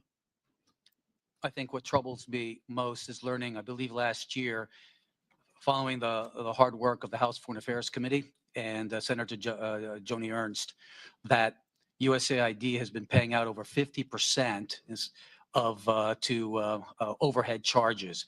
The Office of Inspector General of USAID criticized the agency for not knowing the overhead charges being handed out to all of these actors for $142 billion of disbursements. Of your That is money. extremely troubling. Yes. Mr. Primorak, Samantha Power, Biden's USAID administrator, openly spoke about her agency's efforts to promote democracy around the world. In your estimation, Mr. Primorak, is that what she was doing? If not, what was USAID doing during the Biden administration? Let me cite the Holy Father, Pope Francis, who accused USAID and other donors of promoting ideological colonization, pushing a radical ideology onto the developing world that is anti-family and anti-life. It has been asserted that USAID spent tens of millions of American taxpayer dollars to promote propaganda in Brazil in the lead up to the Bolsonaro-Lula election in 2022. It has been claimed that this funding was used to pass censorship laws and silence Bolsonaro's online presence, and even bar him from running for office in the future. Mr. Primorak, can you offer any insight into these allegations, or at least comment on whether the U.S. should play a role in toppling democratic processes around the world? I think what we saw was USAID weaponized by the Biden administration and by Samantha Power to attack any party that was conservative. It just didn't happen in Brazil. It also happened, for instance, in very pro-America, Poland and Hungary as well. Mm. One of the most extensive examples of regime change operations fueled by USAID is that of their role in the Syrian civil war aimed at toppling Bashar al-Assad. Reports from DD Geopolitics and other sources estimate that USAID funneled over $15 billion into Syria over a decade, covertly funding opposition groups, mercenaries, and anti-government networks under the cover of humanitarian aid. This included support for militant factions and propaganda efforts, often in collaboration with the National Endowment for Democracy. The operation culminated in Assad's overthrow in 2024 by Western-backed groups, with USAID's financial trails documented in congressional budget reports and criticized by Syrian officials as interference masked as assistance. Mr. Roman, do these kinds of activities carried out by an American agency make Americans safer at home, or do they risk embroiling us in more deadly and costly foreign conflicts? When the agency is doing it according to the way in which represents American national security interests, it's correct. But when it's abused for political purposes, ideological umbrage, and sponsoring Islamism, which is inherently anti-American, it is the worst exhaustion of American taxpayer money that can be thought of, especially when it leads to the loss and danger to American lives. Mm-hmm. In 2014, during the Euromaidan uprising in Ukraine, which led to the ousting of President Viktor Yanukovych, USAID is estimated to have spent billions of dollars on civil society initiatives that were allegedly designed to destabilize the pro-Russian government. USAID specifically funded NGOs and media outlets that amplified the anti-Yanukovych sentiment in an effort to align Ukraine more closely with the West. We also know that 9 out of 10 of Ukraine's major media outlets receive funding from USAID. Mr. Roman, should Americans' tax dollars be funding propaganda? When it's pro-American propaganda, yes. But if it's supporting another regime which is inherently anti-American, no, it should have no involvement with that, which is the pattern we've seen under the Biden and Obama administrations. Thank you. I now recognize the ranking member for 5 minutes. All right. Well, thank you, everyone, and good morning. I appreciate that this committee is going to shed some light on what's going on at USAID, but I do really wish that our friend with his golden chainsaw would drop on by, because you know what, Mr. Musk, we really would like to know what you're up to. And so far, our friends across the aisle have shielded you from appearing in front of Congress. So come on down, bring your chainsaw. We'll be happy to host you. Let's dive into some of our questions with the witnesses here. Mr. Primorak, I appreciate your federal service. Thank you for serving as a Fed. I hope that you do not share some of the same sentiments we've heard here in Congress over the last several days, that our federal workers are somehow enemies of the state, but in fact are selfless, dedicated individuals who serve our federal government and dedicate their life to this work. And I understand that you were the author of the USAID chapter, Project 2025. Is that correct? Yes, that is correct. And I was intrigued to read it last night because there was a number of things that I agreed with, both in your testimony and in the chapter. In fact, some of the things that I agreed about are that U.S. foreign aid is a powerful tool, that it should align with national security interests, that we should not be empowering foreign adversaries. And I, too, am also deeply concerned about autocratic regimes like our adversaries in China, who are aggressively investing in soft power at the expense of the United States. And I also agree strongly with all of the witnesses that we need reforms to our foreign aid, that we need more oversight, vetting, auditing, and inspection of what is going on. However, and I recognize that Mr. Perrak, you didn't really touch on this in your oral testimony here today. I was surprised that in Project 2025 and some of your other statements that one of the primary areas that you really have disagreed with the foreign aid that has happened under other administrations is in the areas specifically of climate change, LGBTQ rights issues, and promoting diversity and DEI. Is that correct? Yes. Yes. And although you did not testify as much today here about these issues, I want to just make. By the way, everybody, I want to thank everybody for showing up today. Thank you, Kinetic Customs and Racing, and Ben N, and Lynn Davidson, Josh Hobbs, all my buddies, Life Under, and even our Marxist communist friend Neptune Red, who thinks that Trump wants to eliminate all of the cross dressers and drag queens, which we know isn't true. But they make up like less than 0.25% of the population. So I'm still trying to understand why we're putting them in positions of power when most parents don't want them around their kids. But I don't know, maybe you can explain that to us, Neptune Red. You think it's normal for a dude to wear dresses and run around and want to do drag shows in front of little children? I think it's kind of weird. Do you think it's normal to put tampon machines in the boys' restroom? Most people don't support that, dude. Thank God now that CNN and PMSNBC are no longer looked upon as credible news sources. People like you aren't really going to have much of a say anymore. So I feel for you, but you're definitely off base. Most parents especially don't want people like you around our children. Give me a bunch of ones if you guys agree. Now, let me see here. What's the matter, you? Thanks for joining me. John Hobbs, Life Under the Microscope.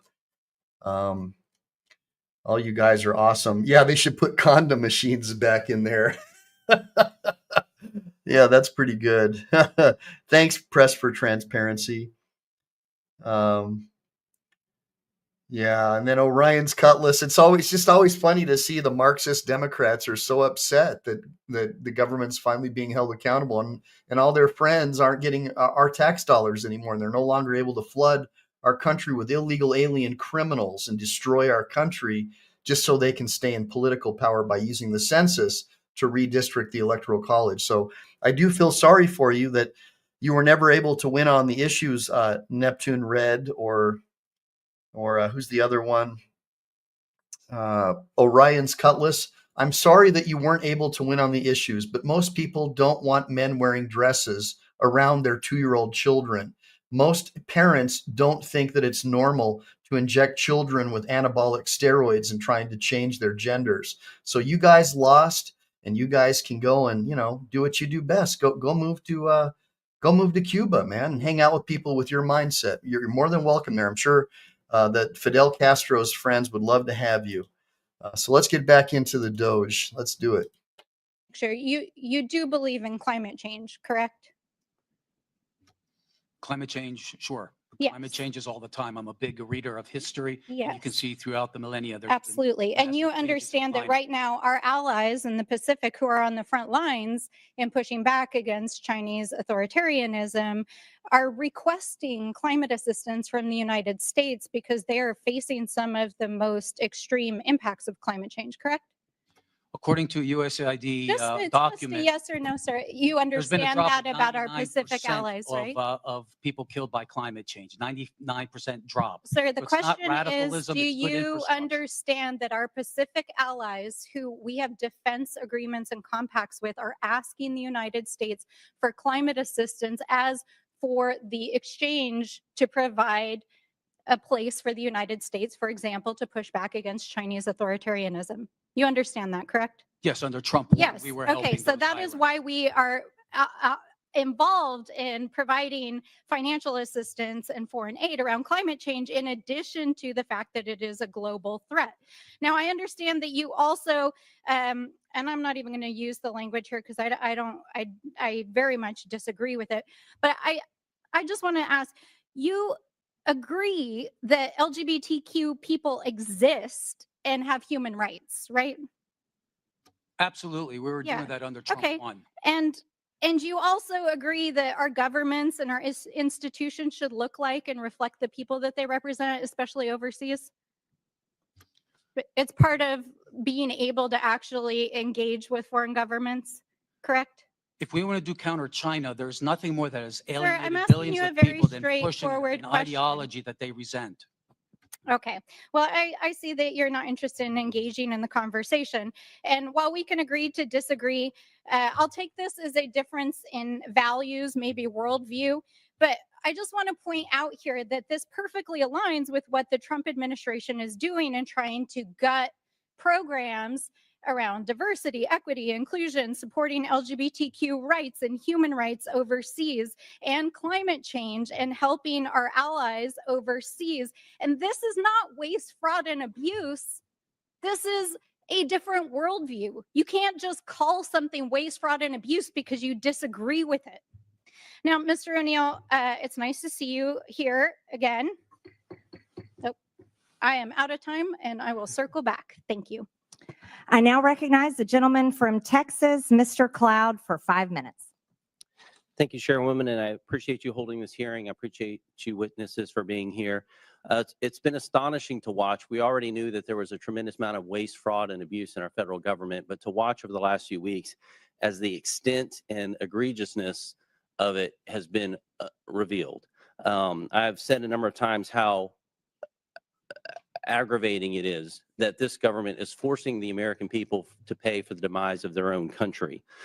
We've seen this a number of times, especially in how foreign aid is treated. And much of this funding we're realizing now, as Mr. O'Neill has pointed out, we're uncovering is the world's largest money laundering scheme in history.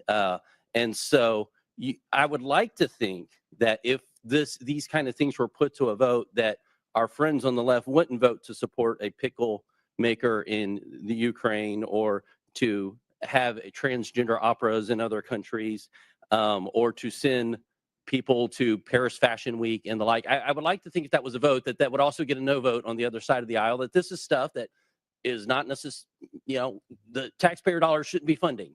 But you got to wonder about the vitriol you see when these things come uncovered to protect these things. Now, definitely the border trafficking institution that was set up, the complete industry, the censorship apparatus, those are examples where we really saw that these taxpayer dollar funds were going to these NGOs that were purely leftist organizations that were turning out voters and getting all this, basically being a campaign front at taxpayer expense. And so you got to wonder how this is happening. You know what really makes me laugh, when I look at these comments, guys, is we literally have proof, verified, that the Democrat Party has been stealing our tax dollars and sending it off to their friends all over the world, getting kickbacks and using USAID as a money laundering scheme. And all these people in the sidebar can say is Trump has hijacked your brain. Somebody years ago had a family member who was KGB, and therefore all this evidence that they're finding has no validity. And it's like, wow, guys, this is direct evidence that you've been lied to, and your money has in trillions of dollars they're finding being sent to people that are over 100 years old collecting Social Security, like in foreign countries. And you're sitting here saying Trump has brainwashed you. Guys, I'm a libertarian. I believe less government is more freedom. I think that Trump is a Democrat. And I think that the Democrats have become the party of war. They're like the old school liberal Republicans, the old school Northeast Republicans. And Trump has remained a Democrat all of his life and simply is supporting the original policies that were proffered up by the Kennedy family, trying to make sure that our gold is still in Fort Knox. How is that Trump derangement? Trying to make sure that Social Security payments aren't being stolen from the American people. How is that bad? Trying to make sure that illegal alien criminals aren't flooding across our country and getting free homes, free hotels, free phones, free SNAP benefits, free food, and not being thrown in jail and being allowed to have their way with our women. How is protecting our border bad? Is it just because Trump supports it that makes it bad? Somebody put it in the comments. Why is it bad to put America first? why is it bad to want to keep drag queens away from your children? But why is that bad? And why is that Trump, like, why does that, anything Trump supports, you automatically think it's bad? How is that logical? Do any of you guys have any logic or decency left to where you can't simply call an ace and a spade a spade? I mean, that's all I'm asking. It just doesn't make any sense. You're being confronted with direct, unequivocal evidence that our money is being stolen from us and laundered and sent back to Democrat politicians and probably Republicans too. But yet you want to say Trump is evil, Musk is evil, and all this evidence doesn't matter.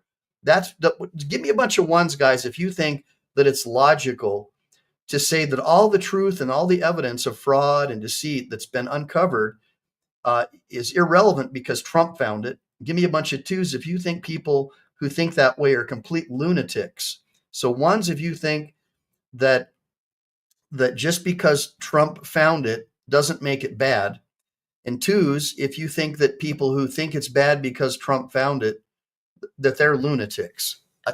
Hopefully I got that right. Let's get back into the show. As you guys know, I am an attorney, Michael Eline.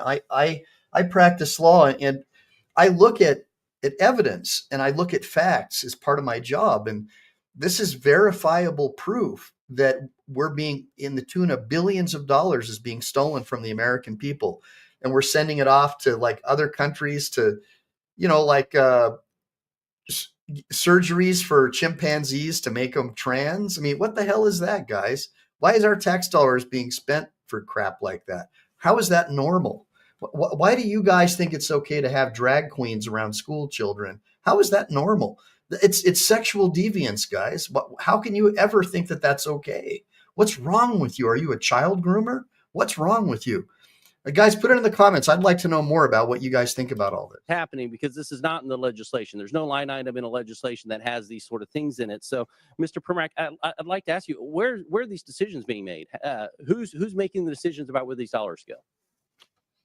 This is a combination of cooperation between the Congress and the White House. I can tell you that during my tenure at USAID, everything that we did had strong bipartisan support.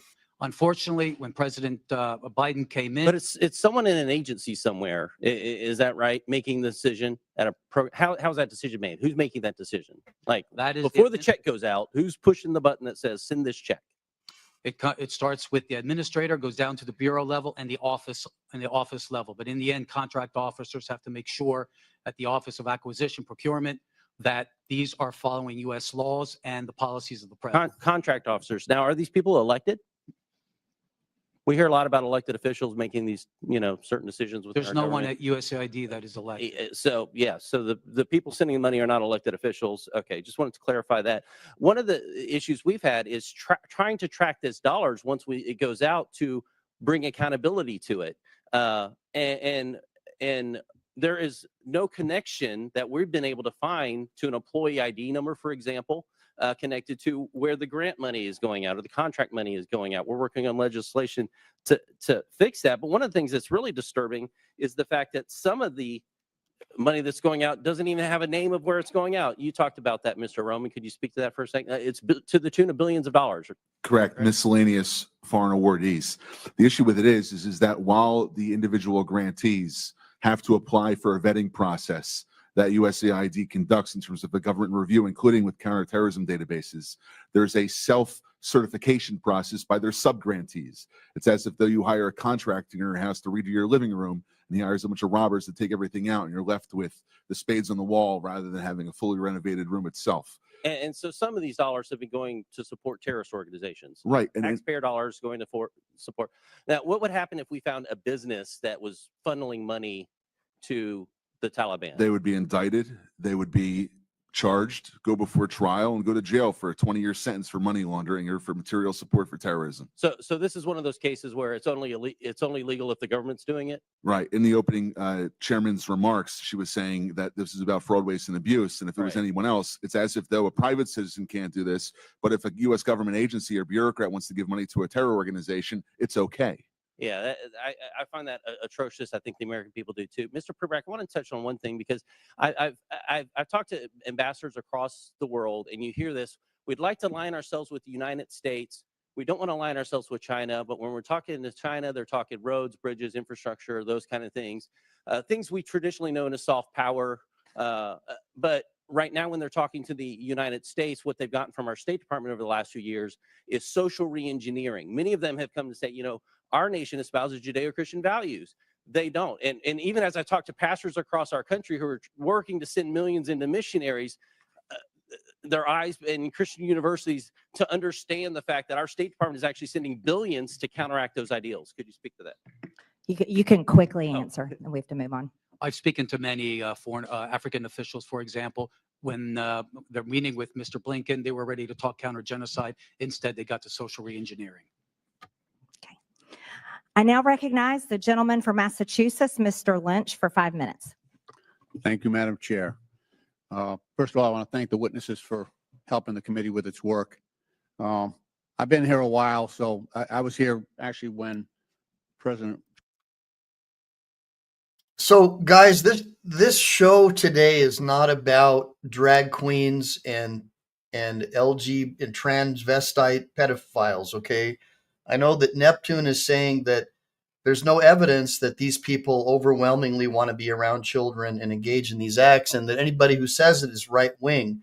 So I just wanted to pull up a couple of things to show you, because I have a hard time with that, because I don't see any right wing sources saying any of that. Maybe you guys can help me understand. Is this a right wing source right here? Former Anoka teacher. Hold on a minute. I just want to make sure. Is this a right wing source? Is this a right-wing person saying this? Hopefully you guys can see it. Former Anoka teacher and LGBTQ advocate accused of sexually abusing students. This is by a news source. Let's see here. This is actually just the Minnesota Star Tribune. Okay. And they're trying to get me to buy it, which I'm not going to do. Okay, here's another one. Another one trying to make me pay for it, but this is here we go. I just want to blow this up for you because I'm just having a really hard time understanding. Is this a right-wing source? Child sex offender visited 2 schools and 2 rec centers in Arlington. And this is Washington 7 News. And this is a registered sex offender who I guess is also into the whole trans movement. So I guess, is that a right-wing source? Oh, hold on a minute. Here's another one. LGBTQ activist teacher in Missouri charged with child sex crimes. Here's another one. Is this a right-wing source? This is the post-millennial. The post-millennial. Oh, and there he, they, there, them is with his little, pedophile flag in the background there. Is this a right-wing source? A Missouri high school teacher taken into custody. His name is Seth Brumman, 37. I guess the police department is a right-wing source. Hold on, let's look at another one. Here's another one. Let's just get into the next one. Channel 10, Philadelphia. Philadelphia LGBTQ activist charged with rape and sexual assault of 2 children. And let's take a look at this. This is they, them over here. Well, we got to wait for the ad, but hold on. A prominent LGBTQ rights activist is accused of raping 2 children. They, them's name is Kendall Stevens. So is this a right-wing source, guys? I just need to know. Is this a right-wing source? Channel 10 News? You tell me. Let's see if we can watch the video here. I just need to know, is this a right-wing source? Because all I'm hearing is that right-wingers are spreading misinformation that this stuff's going on. So I want to know, what do you think? Well known for standing up for LGBTQ rights, is at the center of a rape investigation. Good morning, everyone. I'm NBC 10's Keith Jones. Kendall Stevens now stands accused of taking advantage of others. NBC 10's Miguel Martinez-Vai live for us in Center City with a closer look at the charges and this case. Miguel. Yeah, Keith, we were able to get the affidavit of probable cause here from court detailing disturbing allegations against Kendall Stevens. Those include rape and corruption of minors against prominent LGBTQ activist Kendall Stevens. So Stevens, who was a part of the district attorney's LGBTQ advisory committee, as well as a well-known activist for LGBTQ issues here in Philadelphia, was arrested yesterday. Her case being handled by the Pennsylvania Attorney General's office It's a dude. for It's a prosecution dude dressed as a because of the chick. close All right. proximity and ties to the district attorney's office. The 37-year-old is accused of rape and endangering the welfare of two brothers. Look at this aged dude. 14 Are you and kidding 9 me? years All right. old. So that's okay. So obviously that's not a right-wing source. Here's another one. CBS News. Is this a right-wing source? Is this a right-wing source? Kendall Stevens charged with rape of minors. Okay. All right. Here's another one. Here's another one. Is this a right-wing source? Hold on. Let's find some more. Oh, here we go. Well, you could probably say this is a right-wing source, right? So I always like it when they deflect and say, oh, but what about all the Catholic priests? Guys, do you know that male public school teachers outnumber Catholic school priests when it comes to rape of male minors by more than 8-1? Nearly 350 K through 12 leftist, basically public school teachers, have been arrested on child sex crimes since 2022. And this article is from 2023, a lot more than that. But when you try to deflect and say priests and preachers, guys, public school teachers outnumber the priests and all these religious people by so much it's not even worth talking about. It's so ridiculous. So anyways, let's get back into what we really came here for, which is to talk about DOGE. But I just wanted you guys to understand, like these guys who deflect and try and say that, oh, Trump wants to get rid of all the trans people and all that stuff. No, I just think, like most parents, we don't want dudes who wear dresses around our kids. We don't. And that's why we're pulling our kids out of public schools and homeschooling them. George W. Bush was confronted with wars in both Iraq and Afghanistan. And in the midst of that, members of this committee, I was in the lead because I was chair of the National Security Subcommittee. We went to Iraq and Afghanistan, and we vetted some of the billions of dollars that the president spent over there. Some of it was wisely spent in the best interest of protecting our sons and daughters in uniform. Others purely wasted that I think fell into the hands of our enemies. I think that has been true of every administration that has tried as they might to strengthen America's national security by investments abroad. I do want to say that what troubles me greatly is that now we have a cessation of all foreign aid, and just take Ukraine for example. I know it's been $174 billion in aid from the U.S. to Ukraine. It's important to note that $174 billion, most of it was spent here in the United States, and paying defense workers and defense contractors and putting Americans to work. 90% of that on the Funding a defense war. side. And then when you look at the grain. Listen to what this dude's saying. Just hear me out. Listen to what this dude. He's saying, well, even though we're funding a war that we should never have been involved in to begin with, right? It's okay that these millions of people are getting killed because, a lot of the money is going to American defense contractors and people who work in the defense industry. Guys, when did the Democrat Party become the party of war? That's what I want to understand. That's why I left the Democrat Party, because being an inactive U.S. Marine, I realized that we were lied to about the Gulf of Tonkin. That's what got us into the Vietnam War. We were lied to about weapons of mass destruction. Who got rich? Halliburton, defense contractors, military generals above colonel who decided to make it their career to get jobs afterwards working for defense contractors. Those are the people who make money. Well, guys like me have permanent injuries, and our friends are all screwed up with post-traumatic stress disorder, ruined for life, and then they get a hard time at the VA when they try to get some help. That's what I'm fighting against. I just want fairness. And and people like Oriana and Neptune, all they can think about is transvestites and all that stuff. Guys, that's in the past. All your DEI stuff, go back to Berkeley. Americans don't support that crap. Take your tampon machine out of the men's restroom and start acting like a normal person. Stay away from our kids. Stop trying to recruit and pervert our children. We're not asking for much. We're just saying stop trying to recruit people into your cult and leave us alone. Leave our kids alone. That's all. That's all we're asking. Well, give me a bunch of ones, guys, if you agree that you want these drag queens to stay away from our kids. Give me a bunch of twos if you think it's totally okay for them to groom your children in kindergarten and for public schools to have these leftist public school teachers brainwashing your kids. Give me a bunch of twos if you think that's okay. All right, let's get back into the show. Let's do it. Shipments that we have made, not only to Ukraine, but to others, because obviously their agricultural systems are inoperable right now.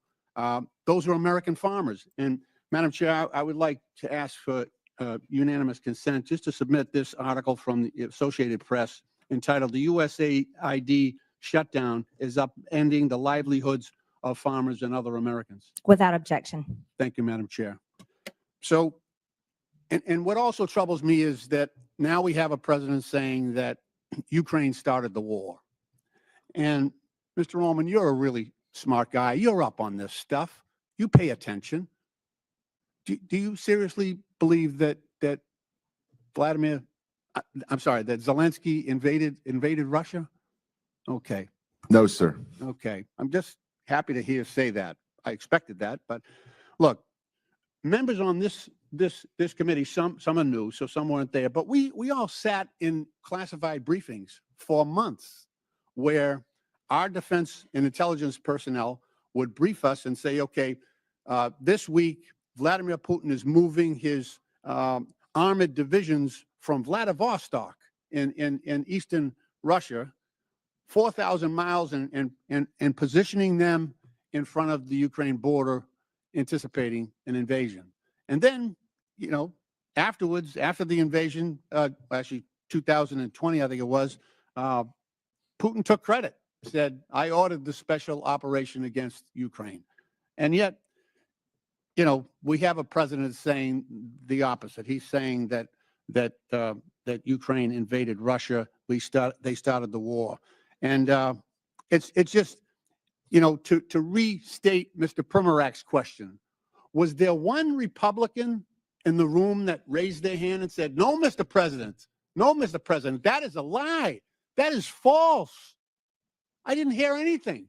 Not one of my colleagues corrected the president and stood up to him and said, no, Mr. President, no, Mr. President. It was Russia. It was Russia that started that war. They invaded Ukraine. And it's right for the U.S. to stand with Ukraine and their people. I didn't hear any of that. That's what troubles me. You know, I had instances where I agreed with George W. Bush on some things. And I had plenty that I disagreed with. But, you know, that's Congress's role here. That's our job, to call out the truth to power. And so this idea that all foreign aid should be suspended is an attack on common sense. It's an attack on American national security for this country, and we should be more careful. I agree. Let's look at the areas where we're spending foreign aid in an area and in a way that is good for U.S. national security, and let's get rid of the stuff. Some of it you've already pointed out that it is not in our central interest. That's a good process that I would like to engage in. Thank you, Madam Chair. I yield back. I now recognize the gentleman from South Carolina, Mr. Timmons, for 5 minutes. Thank you, Madam Chair. My colleagues across the aisle are quick to judge the actions of this president in the early days of his administration. But I didn't hear any loud voices from across the aisle when President Biden, who is clearly experiencing severe cognitive decline, ran this country. I don't even know who was running the country. I don't know who was making the decisions. I don't know how those decisions were being formed and who was signing the executive orders he was engaging in. So it's just very rich that I'm hearing all of these concerns about President Trump's efforts to negotiate peace in Ukraine and the manner in which he's going about it. And I hate it, but I think I have to set the record straight, because President Trump and his team went to Munich to the security conference just weeks ago, and they were engaged in diplomacy. They were trying to create an opportunity for the United States to have a financial and economic interest in the future of Ukraine. And that was through a minerals deal. The U.S. has a strategic interest in having a long-term supply chain for rare earth minerals. And so President Trump said, we can get on board with this. Let's do this. It might not be the NATO membership that they want, but it's a close second. And so your concern is related to those conversations, because Zelensky originally said, yes, let's do it. That sounds like a good deal. And then within 24 hours, he backtracked. He did 180. And he actually started disparaging President Trump. And he was disparaging the administration. So, yeah, President Trump said some things and tried to create pressure to then bring Zelensky back to the table. Whoa, guess what? Guess who's on the way to Washington to sign the minerals deal? So I get it that my colleagues across the aisle want to throw stones at everything that President Trump does. My favorite was when President Trump was engaging with Canada and Mexico, and the Democrats didn't even have time to throw stones at his attempt to bring them to the table, secure their side of the border, because it only took them 4 or 5 hours to come to the table. The articles hadn't even gone to print yet. So look, President Trump is going to negotiate peace in Ukraine. He's going to bring all of our hostages home in Gaza, and he has deserved the leeway. Now to the issue at hand, USAID. 77 million people voted for President Trump because we are out of balance. The Biden administration, whoever was running the show, engaged in ridiculous policies that the American people disagree with, whether it's with DEI or trans policies, whatever it is. We're turning the page, and we're not going to abdicate our leadership in the global community. We're going to hit reset, because we are so out of balance that all we can do is go to zero and then build back. Because we're not going to spend $2 million on sex changes in Guatemala or $32,000 for a transgender comic book in Peru. These are ridiculous policies that the American people have overwhelmingly said they do not want. So, Mr. Roman, to the issue at hand, how do we make sure when we get our foreign aid back running that we don't give money to terrorists? That's a great question. So there's 4 recommendations that I would offer. The first is no more miscellaneous listings, as we had heard from the gentleman before. We have to use public vetting processes that require complete transparency, encourage independent audits, and mandate Can we go strict back screening. to that? Why did we not have transparency before? I have, for the last 18 months, been trying to get information about a grant made to what we believe is a Hamas affiliate, and the Freedom of Information Act Department, or the Freedom of Information Officer at USAID, has stonewalled me for the last year and a half. And this goes back all the way to 2015. It's as if though bureaucrats think they know better. Bureaucrats think they know better. Guess what? We're going to create transparency across all of government. And that is what President Trump is doing through Elon Musk. Elon Musk has been asked by the president to serve, and he is going to bring transparency, not just to USAID, to every single nook and cranny of the government, because that is what the American people want. And it's 2025. We have the ability to do that.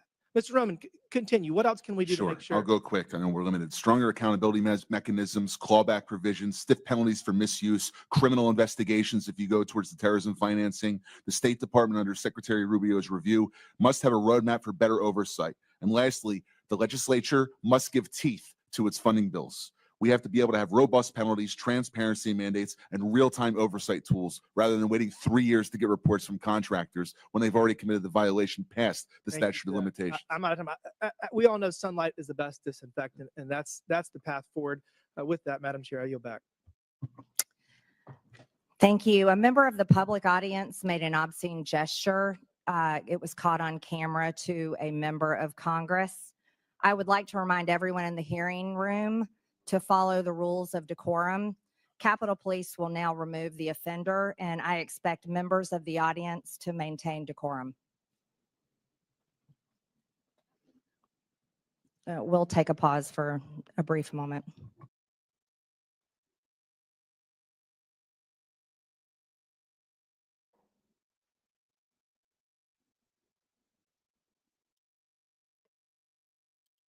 So what do you guys think so far? You know, I'm having a good time watching these guys. I'm having a good time watching all these leftist Democrats squirm after their money supply that they've been using to pay people off and get kickbacks get cut off. I mean, can you believe that thousands of people who are dead have been receiving Social Security payments? But yet all you hear from the Democrats is Elon Musk wants to take money away from senior citizens with zero proof or evidence that that's what they're trying to do. So I'm kind of glad to see finally these bureaucrats who are entrenched in our government, who basically use your tax dollars as their own personal piggy bank, are finally being held to account. What do you guys think? Give me a bunch of ones if you think it's great seeing all these bureaucrats and administrative staters, Marxists who could care less about you or your family other than wanting to wear dresses and prance around your kids and put tampon machines in the men's restroom. Give me a bunch of ones if you think this is a good thing, that parents and the American people finally have a say in what's going to happen with their tax dollars. I'd love to see that. So let's get back into it, guys. I'm having a great time just watching all these bureaucrats and scumbags who work for the government finally being held to account. What do you guys think? I love it. Ranking member, our chairwoman, and I want to thank our witnesses for also for being here today. Thank you all for joining us. So this is obviously our second hearing on DOGE, and certainly as Elon Musk and Donald Trump work together to destroy our federal agencies. Now, a lot has happened in just the last few weeks since DOGE has been off rating the federal agencies that we care so much about. We know that FAA staff have been fired, making our airspace less safe. Veterans Affairs staff have been fired, risking services for our vets. Food safety and health staff have been fired as we face a bird flu pandemic. And all of our agencies have been thrown into chaos by Elon Musk's emails demanding, of course, that federal workers respond to what they're doing in the last week. Yeah, that's a great idea. Now had to, of course. Oh, how terrible. Now, we're here today to discuss Elon's attack on foreign aid, which has been severe. And I want to also bring again, this is a pic of co-president Elon Musk, who of course is leading DOGE. And I brought this pic, of course, to our last hearing. And I know some folks were upset by it. But just to be clear, we know that Elon Musk is dangerous, he's incompetent, he's chaotic, and he's killing programs that we rely on. We know that he's helping to push through massive cuts to Medicaid that could rip healthcare away from millions. He's pushing tax cuts that will benefit him and his billionaire friends. And he is causing real harm to federal workers. Now, some of Mr. Musk's most damaging actions have actually been towards USAID, which we're discussing today. Over 14,000 adults and 1,500 infants have now been estimated to have possibly died because of the Trump administration's attack on AIDS treatment programs that are actually ongoing, as we know. They're hurting real people and damaging our national security. Now, if you look at this chart and you look at all spending in the government, and you want to look at foreign aid, of course, of which USAID is a part of, it's less than 1% of our total budget. USAID spends around $40 billion per year. Around $40 billion per year of this entire federal budget. Meanwhile, other parts of the budget, including, for example, the Defense Department, spend almost 16% of all federal spending in fiscal year 2025. In fact, about half of other discretionary spending in this chart. Now, the Department of Defense is the only agency to never pass an audit. USAID actually passes audits all the time. And yet we're attacking the one agency that actually is able to pass an audit while we leave untouched the agency, of course, that can't even pass an audit. Last year, the Department of Defense failed to account for 63% of its assets. Trillions of dollars worth of equipment haven't been properly documented. And it's not just their failure to pass an audit. I want to just quickly ask about some key programs that are over budget and behind schedule. This, of course, we know here is the F-35 fighter jet, which will cost us $2 trillion over the course of its life cycle. These planes are often delivered late. They often cannot fly. And right now, we know that the F-35 is $183 billion over budget. Mr. Unger, which is more, the 183 billion cost overrun of the F-35 or the entire USAID budget? The former that you mentioned, sir. And this is the Littoral Combat Ship. The Navy, by the way, thinks this is basically useless in actual combat. Could have a lifetime cost of over $100 billion, according to ProPublica. Mr. Unger, that's also way more than the entire USAID budget. Is that right? Yes, way more. Thank you. And I also want to just ask you about the Central Intercontinental Ballistic Missile Program, which has seen its costs soar over 81% during its program cycle. It costs $141 billion with cost overruns and soaring program cost. Mr. Unger, you know I'm going to ask you, but is $141 billion more than the entire USAID budget? You know, it's hilarious that this guy's talking about a private company trying to attack Elon Musk when him and all of his leftist buddies are making millions of dollars on the stock market, allegedly from insider trading, and getting kickbacks from all these government organizations that get USAID money. I can understand why he's squirming, wouldn't you? If your piggy bank of taxpayer funded everything got cut off, of course you would. So, but anyways, this guy's a piece of garbage, but let's keep listening to him anyways. Absolutely. Mr. Unger, Elon Musk and his companies have received about almost $40 billion in government contracts, loans, subsidies, and tax credits. That amount, that roughly $40 billion, is basically enough to run USAID for an entire year. Is that correct, Mr. Unger? That is correct for USAID's budget and the programs that it manages. The majority isn't talking about Elon Musk programs or asking him here to testify. Who They're cares? attacking USAID. Who cares? And are supporting a billionaire who gets richer every single day. We got to Who push cares? back He's every single uncovering time. And with paid that, I yield fraud back. and abuse. I now recognize What the an idiot. gentleman from Tennessee, Mr. Burchett, for 5 minutes. Thank you, Chair Complete Lady. fool. Mr. Roman, are you aware that we are sending $40 million a week to the Taliban? Yes, sir. Can you name other instances of foreign aid going to terrorist But organizations? Elon Musk is a bad guy. We have assisted Al-Shabaab in Somalia. There's been instances of the Hamzi network in Sudan, Hamas, Islamic Jihad, Hezbollah, Kataib al-Hezbollah, Hayat Tahrir al-Shams in Syria. Dozens of terror organizations have received indirect assistance from U.S. foreign aid. Could you elaborate a little bit on the mechanisms in place that are to stop foreign aid from going to terrorist groups, and why are they not working if we have any in place? And I Sure. would note that these are, you notice these are terrorist weaponry. You see some AKs, SKSs, some snipers, some clips, some clip carriers, probably made in China. And I believe these are small landmines here beside right there. Let's use Gaza as our case study. $2.1 billion in American taxpayers' money to Gaza since October 7th when Hamas invaded southern Israel. USAID money was going in terms of an emergency Thanks, use Bill. authorization Trying, man. to try to go to parties that USAID. Yeah, so guys, yeah, so I'm working today, but I'm just trying to have some fun with you guys because I know a lot of you guys are retired and, you know, I'm a cool guy for you to hang out with. But so Bill says, hey, hello, Mike. I hope your back's doing better. It's doing a little bit better. But so I got a standing desk, so I'm standing up right now. So my feet are kind of sore. But as soon as I sit down, man, I get that pain, like shooting pain down my left side. So it's been kind of rough. And let's see here.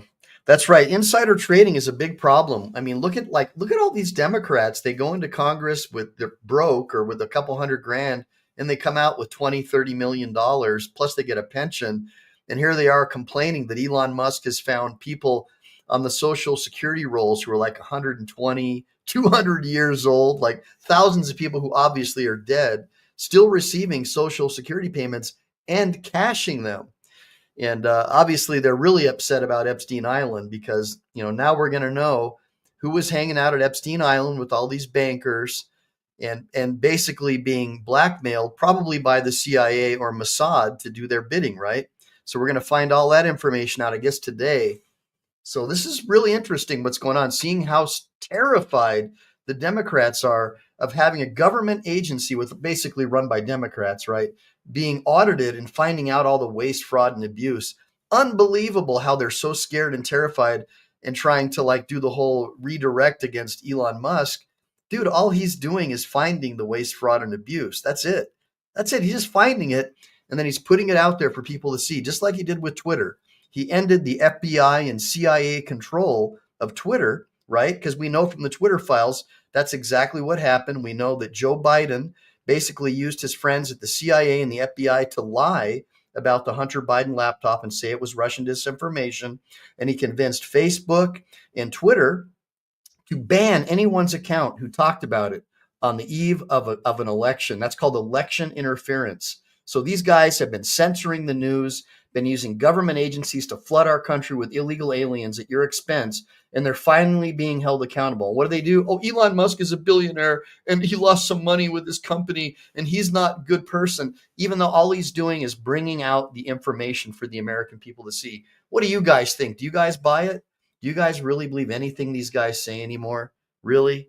Unbelievable. So let's get back into the show. I'm just blown away by this whole thing. It's unbelievable. He formerly had a relationship with in the Gaza Strip. They had to have been vetted by OFAC. They should have been vetted against the special designated terror list from the State Department and from other Treasury organizations. Waivers were granted because they said that there was an emergency use to have that money come in to Gaza, thereby jettisoning the usual typical screening procedures. As a result, 90% of aid that was going from the United States by way of its agents in Gaza ended up in Hamas-controlled areas. And this is ridiculous. Essentially, what the U.S. assistance to Gaza did was underwrite the ability for Hamas to survive until the ceasefire was just passed a few weeks ago. There was no strategic thought for it, and there was no screening. Seems like the emergency might have been armed terrorists to kill civilians. Would that be accurate? That's accurate. And even more than that, Samantha Powers, the administrator for USAID, was intent on having Israel not be able to defend itself. To not be able to defend it. Correct. Mr. Primorak, is that correct? How do you say that? Primorak? I got Birchett, man. Nobody gets mine right, so don't worry about it. What is it? Primorak? Perfect. All right, thanks, brother. How did terrorists exploit our foreign aid loopholes? Well, we have a lot of our Can international. you pull your mic up? I'm sorry. Can you hear me? Yes, sir. You have international NGOs and UN agencies actively lobby here in Washington, D.C. against vetting policies that would prevent it. I was the senior vetting officer at USAID. And what Hold we on a did. second. Did you say United Nations is doing this? The UN? Sure, everybody who's getting money lobbies here. That they're lobbying against us. I'm sorry, Mr. Roman. There's actually someone who used to work for one of those lobbies, the largest NGO lobby, Interaction. One of our co-witnesses here worked for them from 2018 to 2023. USAID effectively self-funds its own external private lobby that then goes back to Congress and asks for more money for USAID. So the taxpayers fund this lobbyist who's working against American interests. Correct. Possibly killing our allies and possibly Americans. They bring together groups in Washington that overseas work with groups that kill Americans. Yeah, I don't need a flow chart to show that. I appreciate it. Do you think USAID programs have been aligned with the national security interests of the U.S.? No, they have not. They have actually helped China. Mr. Roman? No. Okay. How do these programs compromise our national security, Mr. Primorak? They actually push China. They actually push much of the world towards China on the green energy agenda. They push people, ordinary people, billions of people towards China because of the resentment caused by our social re-engineering. Are we being lobbied by these pro-communist China groups currently? Well, a lot of these countries don't even have to lobby because they get the money anyway, like South Africa. Yeah, and in fact, these lobbyists have come to the House and have tried to kill legislation like HR 160, which was meant to increase transparency in USAID's funding of overseas organizations. Is that a current piece of legislation? That's from the last session. And give me that number again. HR 160. And what does it do? It was meant to give U.S. lawmakers the ability to have higher transparency in terror financing investigations aimed at scrutinizing extremist groups. Mr. Primorak? We had a regulation before we left in the last administration that anybody who touches money in countries where there's terrorists, those names have to go through databases, terrorist databases. That was overturned by Biden. Overturned by Biden. Chair Lady, I am currently 5 seconds, but I wanted to mention something. There's a lot of rhetoric used on this committee, and I would urge my friends on both sides of the aisle, let's stick to the actual information. This rhetoric is, I've received death threats, and I know the chair lady has, and it needs to stop. We need to tone it down. Thank you, chair lady, and thank you. Thank you, Mr. Burchett. Madam Chairwoman, I'd like to ask for unanimous consent to enter a few items into the record relating to the waivers that have been provided by the secretary. And because Mr. Burchett just went now, there is some reporting, and perhaps he's in the room if he'd like to respond, Madam Chair. In this reporting, it says that Representative Burchett told a reporter that he has a real problem with a report that 2 DOGE employees blocked PEPFAR funding that should have been granted a waiver by the secretary, and said that if it was a mistake, they should have been fired. We also have numerous reports here that these waivers may exist, but they're not being enforced. And there are thousands of federal aid workers across the world right now that are stranded, as well as international aid that is sitting in ports and docks. If you have the documentation without objection. I'm not sure if my name was besmirched. If I'm allowed to respond or not, it's fine either way. No, it's just a report. I'm not. Okay, but anybody that works for the president that goes against what he says, he has a right to fire them. So thank you. Absolutely. I now recognize the gentleman from Texas, Mr. Kassar, for 5 minutes. I'm going to do something that I've never done in a congressional hearing before, and that is plead for help from the American people, plead for help from my Republican colleagues on something that we actually all agree on, because lives are at stake right now. I'm going to start by describing the facts on the ground. Millions of people are at risk of dying of starvation in areas of the world where Democrats and Republicans have already agreed and committed to feeding them with American-grown food for humanitarian reasons and for global stability. But yesterday, I spoke with people in charge of warehouses in Sudan and Ethiopia, warehouses full of food, but because of DOGE, that food is trapped in the warehouse, out of reach of starving and dying moms and kids. In those 2 countries alone, 150,000 children. So as a lawyer, all I can say is objection lacks foundation. Objection assumes facts, not an evidence. Objection argumentative. Did you guys know that congressmen and senators are allowed to lie anytime that they're doing a public statement? They're protected from defamatory speech. Did you guys know that? That's why Adam Schiff was able to make all these false statements and not get sued for claiming that Trump was a Russian agent. We know that was all bullshit. But that's really what's going on. This guy is just making up nonsense. He has absolutely zero foundational support to support anything that he's saying. It's hearsay. Well, somebody told me, and therefore we're holding up all this aid to these people. Don't you guys understand that all this money, this waste that gets sent overseas, a large portion of it is laundered back to these guys right here, this guy that's talking. That's what they're terrified about. They don't like it. They don't like it that their money pot has finally been exposed, and that's why they're terrified of Elon Musk. Give me a bunch of ones if you guys agree. Let's get back into it. This is absurd listening to this guy. He sounds like a complete BS artist, like a car salesman. Children and moms are at risk of dying this month if that food is not delivered from the warehouse to them right up the road. Everyone agrees that's not supposed to happen. Republicans voted for this food and Democrats voted for this food to get out. Secretary of State Marco Rubio says the food should go out as part of his life-saving waiver. DOGE Chairwoman Marjorie Taylor Greene started this hearing by saying that life-saving food programs should still be running.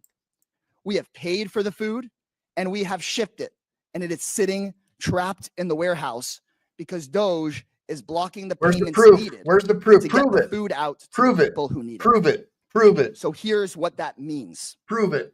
It means that kids are dying and more will die tomorrow of severe acute malnutrition. Prove it. If you want nightmares, just Google severe acute malnutrition and look at the photos. The way that healthcare workers determine if a kid is dying of this is they measure their bicep.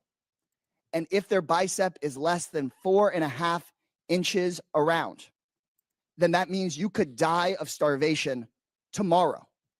Think of a kid's arm fitting through this hole. Think of your kid's arm fitting through this hole. These kids could die tomorrow. You've heard today about the waiver for life-saving humanitarian assistance, and all I'm asking is for Rubio's waiver to be made real. People watching at home, you can do something about this. I know many of these hearings are live on Fox News. I'm a Democrat. For many of the people watching, you may not agree with me on many issues, but I think we can all agree that this food needs to get out of the warehouse and to these kids. I've gotten phone calls from conservative friends, people of faith that moved to Africa to live out their faith of I was naked and you clothed me, I was hungry and you fed me. And they agree that this food should be given out. So call your Republican congressperson, call the White House, tell them you know they didn't mean to do this, but that this food needs to go out tomorrow. If you're in the press, cover this story. Ask questions about Ethiopia, ask questions about Sudan, tell the world about this. And to my Republican colleagues, DOGE is not going to listen to me, but you can fix this. Pick up the phone, make a phone call. Y'all could save lives today. Send an email. Please put politics aside, get the food out of the warehouse, save these kids' lives. You can save these kids' lives. With that, I yield back. The gentleman yields without objection, and I'm entering for the record a post from the World Food Program that states we can confirm that the recent pause concerning in-kind food assistance to WFP purchased from U.S. farmers with Title II funds has been rescinded. This allows for the resumption of food purchases and deliveries under existing USAID agreements. It also enables WFP to continue working with our NGO partners who play a vital role in distributing emergency food assistance to people affected by war, floods, droughts, and other disasters around the world. WFP continues to work closely with the U.S. counterparts and all our donors to ensure consistent, uninterrupted emergency food assistance to hunger hotspots that span Sudan, South Sudan, Gaza, Haiti, and other crisis areas. I now recognize the gentleman, where's my list? Now recognize the gentleman from Missouri, Mr. Burleson, for 5 minutes. Thank you, Madam Chairwoman, and good morning to our witnesses. I want to talk a little bit about the difference between real charity and fake charity or phony charity. Real charity is an individual seeing a need, feeling the love in their heart, the compassion for their fellow man, digging money out of their own pocket and giving it to the people in need. Government charity, fake charity, is taking from somebody else and giving it to whoever you think that you want to give it to. Let's call this USAID program for what it actually is. It is a disgraceful betrayal of the American taxpayer. It's all under the guise of being charity, but for years, the Democrats have turned USAID into their personal slush fund, funneling billions of our hard-earned tax dollars into a cesspool of left-wing propaganda, all masquerading under the guise of charitable aid. And what did we get for it?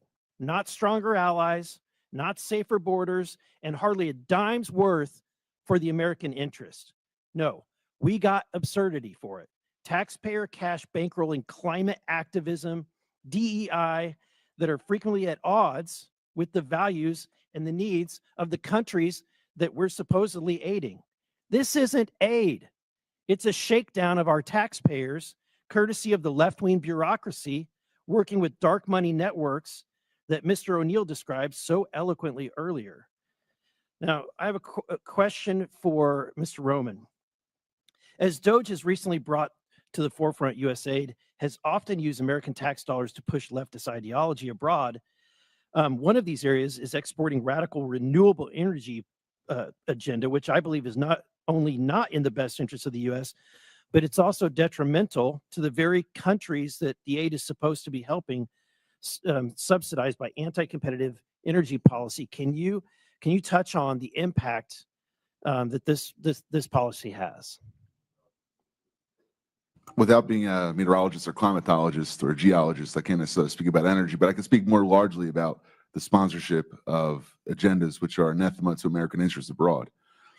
Specifically in the report that we published about 3 weeks ago, we were finding that there were special interests who would come. Hey guys, thanks Just Willie.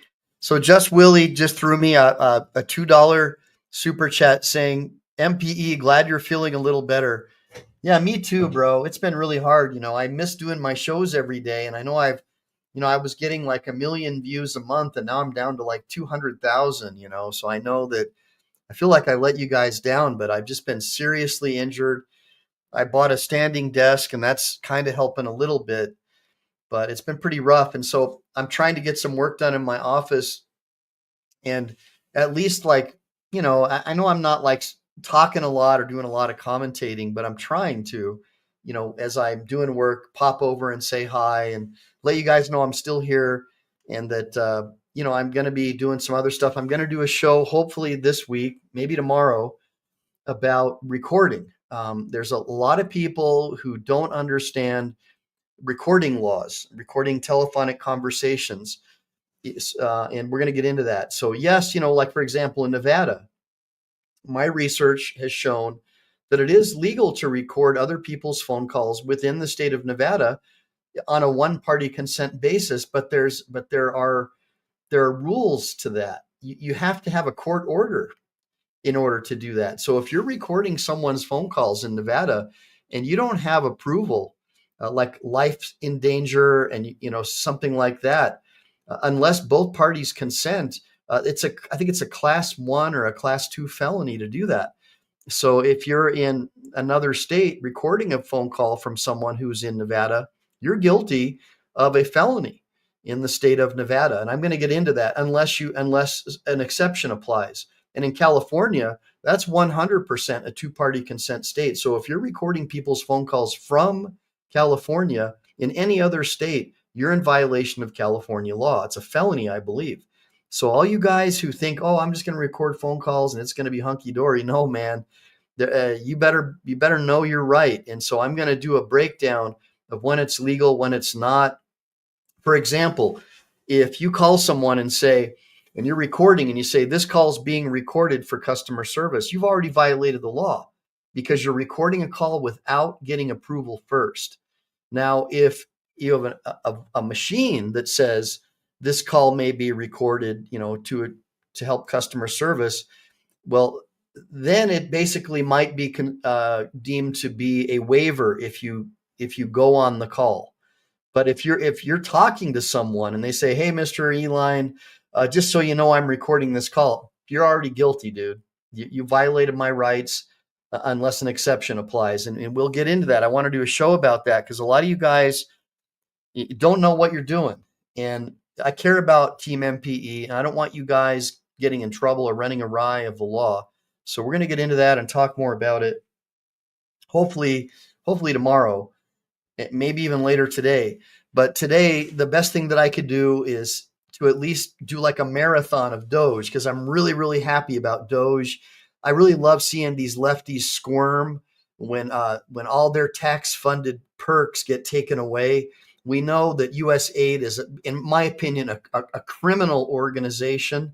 They literally funded non-governmental organizations that flooded our country with millions of illegal alien criminals. People who we have no idea about their background. We know that Tren de Aragua, based upon statements of the President Maduro of Venezuela, were invited here and asked to come here by the Biden administration. And a lot of people believe that the Democrats want to destabilize our country. We know that started under Obama and Broom Hillary. They're all about the Saul Alinsky approach, Cloward Piven, where you destabilize the country to force a one world government. We know they're really upset that we cut off aid to the World Health Organization, which is run by a member of a known terrorist organization, trying to force these rules on us like face masks. And if you say anything about their vaccines, well, basically, in some countries, they'll ban your bank account, like Canada, right? Ban your bank account, refuse to allow you to buy groceries. And we know that Bill Gates has made millions of dollars off these vaccines. And so we're just starting to find out a lot of waste, fraud, and abuse through DOGE. And a lot of people are really happy about it, including myself. And the only people who seem to be unhappy about it are the people who have made millions of dollars in their political offices from these big corporations who are pushing this stuff. So I'm really, really grateful that you all joined me. And we're going to get back into it. And I really appreciate the super chats. Thanks for the support, Just Willie. Even if it's $1, I work off donations. So I don't really care if it's $1, $2, $20, $100. For me, it's just the fact that you guys care enough to understand that it's not easy for me to do these shows, especially in my damaged condition that I'm in. But Kinetic Custom says, wait, where is Michael, the lawyer dog? Oh, I don't know, Lynn. Lawyer dog got scared away, I think. Constantly misquoted me and made up false statements about me. Never could understand that, why someone who wants to be a lawyer would engage in defamatory conduct and insults just because I don't want illegal alien criminals in my country living off my tax dollars. I never could understand that. But Mike Hoffman, thank you for joining me. Life Under, as always, thank you. Oh, by the way, guys, if you want to help me a lot, pick up a digital version of my ebook, My Journey to Becoming a Practicing Lawyer with No Law Degree or Undergrad.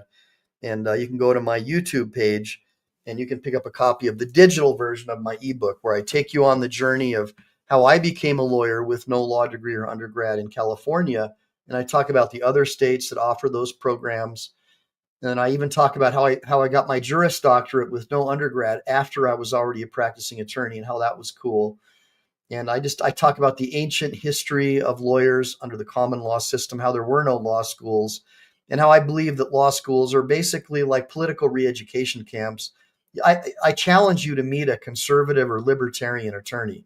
They're basically brainwashed to support things that USAID and the Democrats support.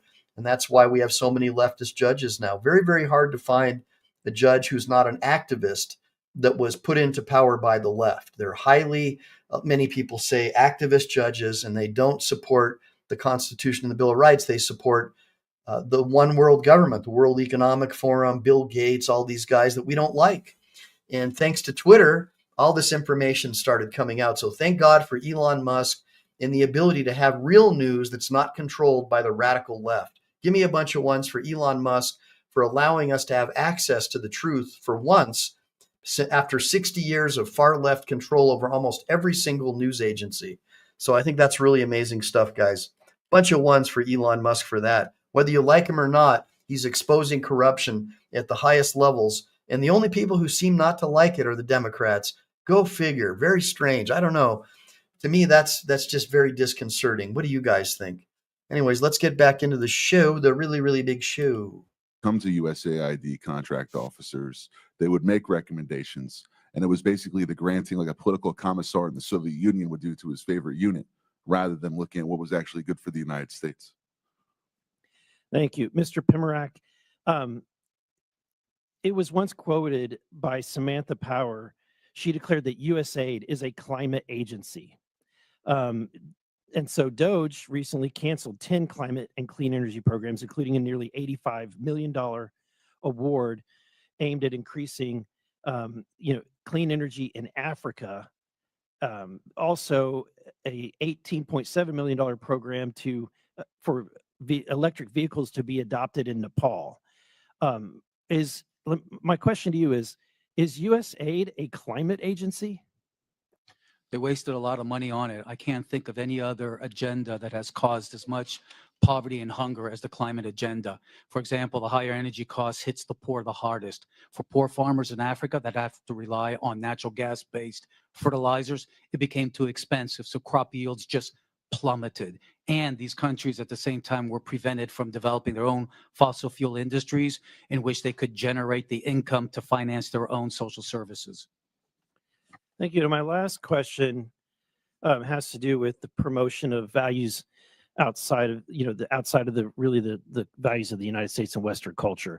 As a member of Congress, I've had diplomats from other countries come meet with me in my office and beg us to stop using the aid that we're sending to their country as a leverage point to force them into doing things that their countries find abhorrent. One of those is the promotion of abortion. USAID is being used to push ideologies, including abortion ideology, across the globe. In fact, during the Biden administration, one of his first actions was to sign a memorandum reinstituting the foreign aid to abortion programs. But Mr. O'Neill, that jeopardized the same funding that was supposed to be helping people with AIDS. Yeah, we've seen throughout the Biden administration the impact of these far left organizations propped up by the left's dark money network, pushing a host of causes, particularly on abortion. I have a big chapter talking about the prosecution of pro-life protesters. Thank you. I yield back. I now recognize the gentlelady from Texas, Ms. Crockett, for 5 minutes. Thank you, Madam Chair. I just want to see if we can level set, because I don't know if people truly understand the point of USAID. First of all, can I just ask you really quickly, each of you, yes or no? Do you believe that soft power matters? Yes or no, Mr. Unger? Yes. Yes. Yes. Absolutely. Okay, so for the American people, because I don't know that there's been a conversation about soft power, but soft power is basically our way of building diplomacy around the world. And so how we build that diplomacy probably looks different in every different administration. But the issue that I have right now is that some would argue that we've taken a butcher knife where we need a scalpel, or others would just say that we are throwing out the baby with the bathwater. But either way, we are not accomplishing our goal, because as it's been laid out, we have people that have gone hungry, we have people that have died. So let me try to make sure that people understand what it is that soft power is, which is building diplomacy. The next part of that I want you to understand, those of you that are watching, is that as members of Congress, we do have congressional oversight to the extent that we actually travel the world. We go, we sit down with world leaders, we talk to them about the programs that we have, we talk to them about trade. We also have an opportunity to go and visit and talk and see exactly how our dollars are being spent. And if you are a good member of Congress, you do that. And I do want to tell you about an experience in Africa, but I got to get through these other remarks. So if I have a chance, I'm going to tell you why I believe in this with my whole heart. We all know that my Republican colleagues have a weird fetish with dictators or wannabe dictators. So it should not come as a surprise that they're here attacking global democracy programs. For 6 decades, USAID has been vital in reducing global poverty and hunger, helping to resolve health threats like the Ebola outbreak, which reached Dallas, where I represent, in 2014, and countering regional threats from Russia and China. Not only is pro-Putin President Trump threatening economic warfare against our closest allies and partners, he's blaming Ukraine for Russia's invasion, threatening military force against Greenland, and starting tariff wars with Canada and Mexico. He's also defying a court order to release billions of dollars in U.S. foreign aid.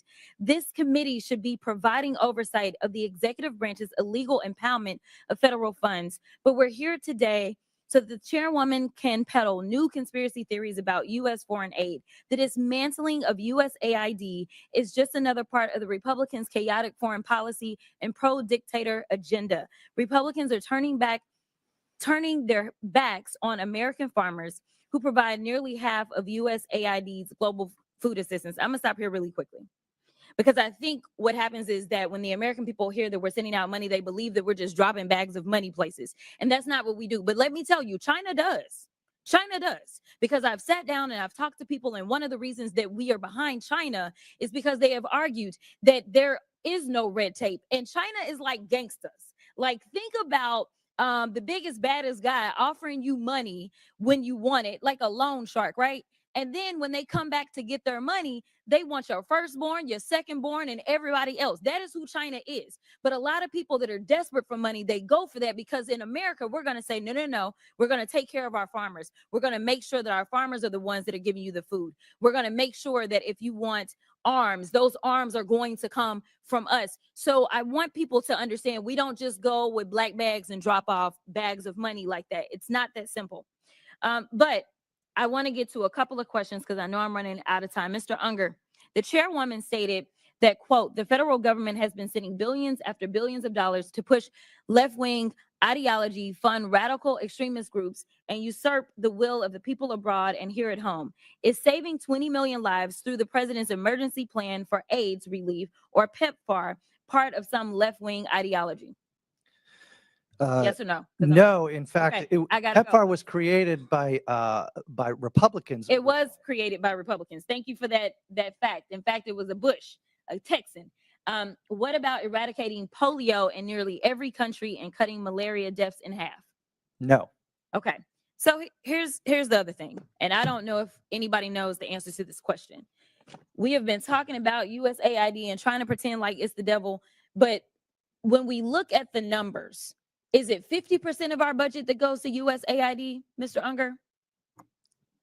Yes or no? The money that goes to AID is less than 1 cent if all of the federal budget is $1. Thank you. It is less than 1% of our budget. So we are focusing on less than 1% instead of the other 99%. I need the American people to wake up and recognize and start asking questions about these other areas, such as The where gentlelady's Elon time Musk has gets his money. expired. I now recognize the gentleman from Georgia, Mr. Jack, for 5 minutes. Chairwoman,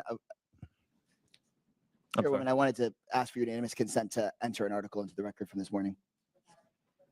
It is an article from the Washington Post this morning titled, "Judge Orders Trump Administration to Pay Millions in USAID Funds That the UN World Food Program is owed more than $820 million in funds," from just this morning. Without objection, so ordered. Mr. Jack? Well, thank you, Madam Chairwoman, and I want to commend you for holding hearings, trying to ensure that the taxpayer dollars is held accountable.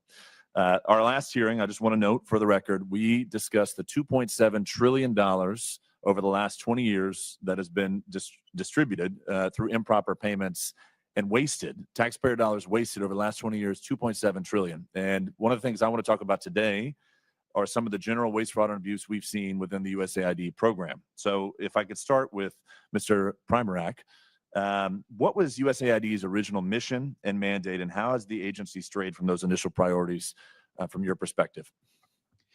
It was started in the 1960s to combat Soviet imperialism, communist imperialism, and it did a good job. It responded to a lot of natural disasters, did a good job, helped to integrate former Warsaw Pact countries as allies of the United States, did a good job during the Clinton administration, but especially afterwards in the Obama administration, and it went full scale under the Biden administration, started pushing a social reengineering agenda. And if I can speak to that for a moment, what would you say are the main deficiencies in USAID's vetting and oversight process that has led to this waste, fraud, and abuse?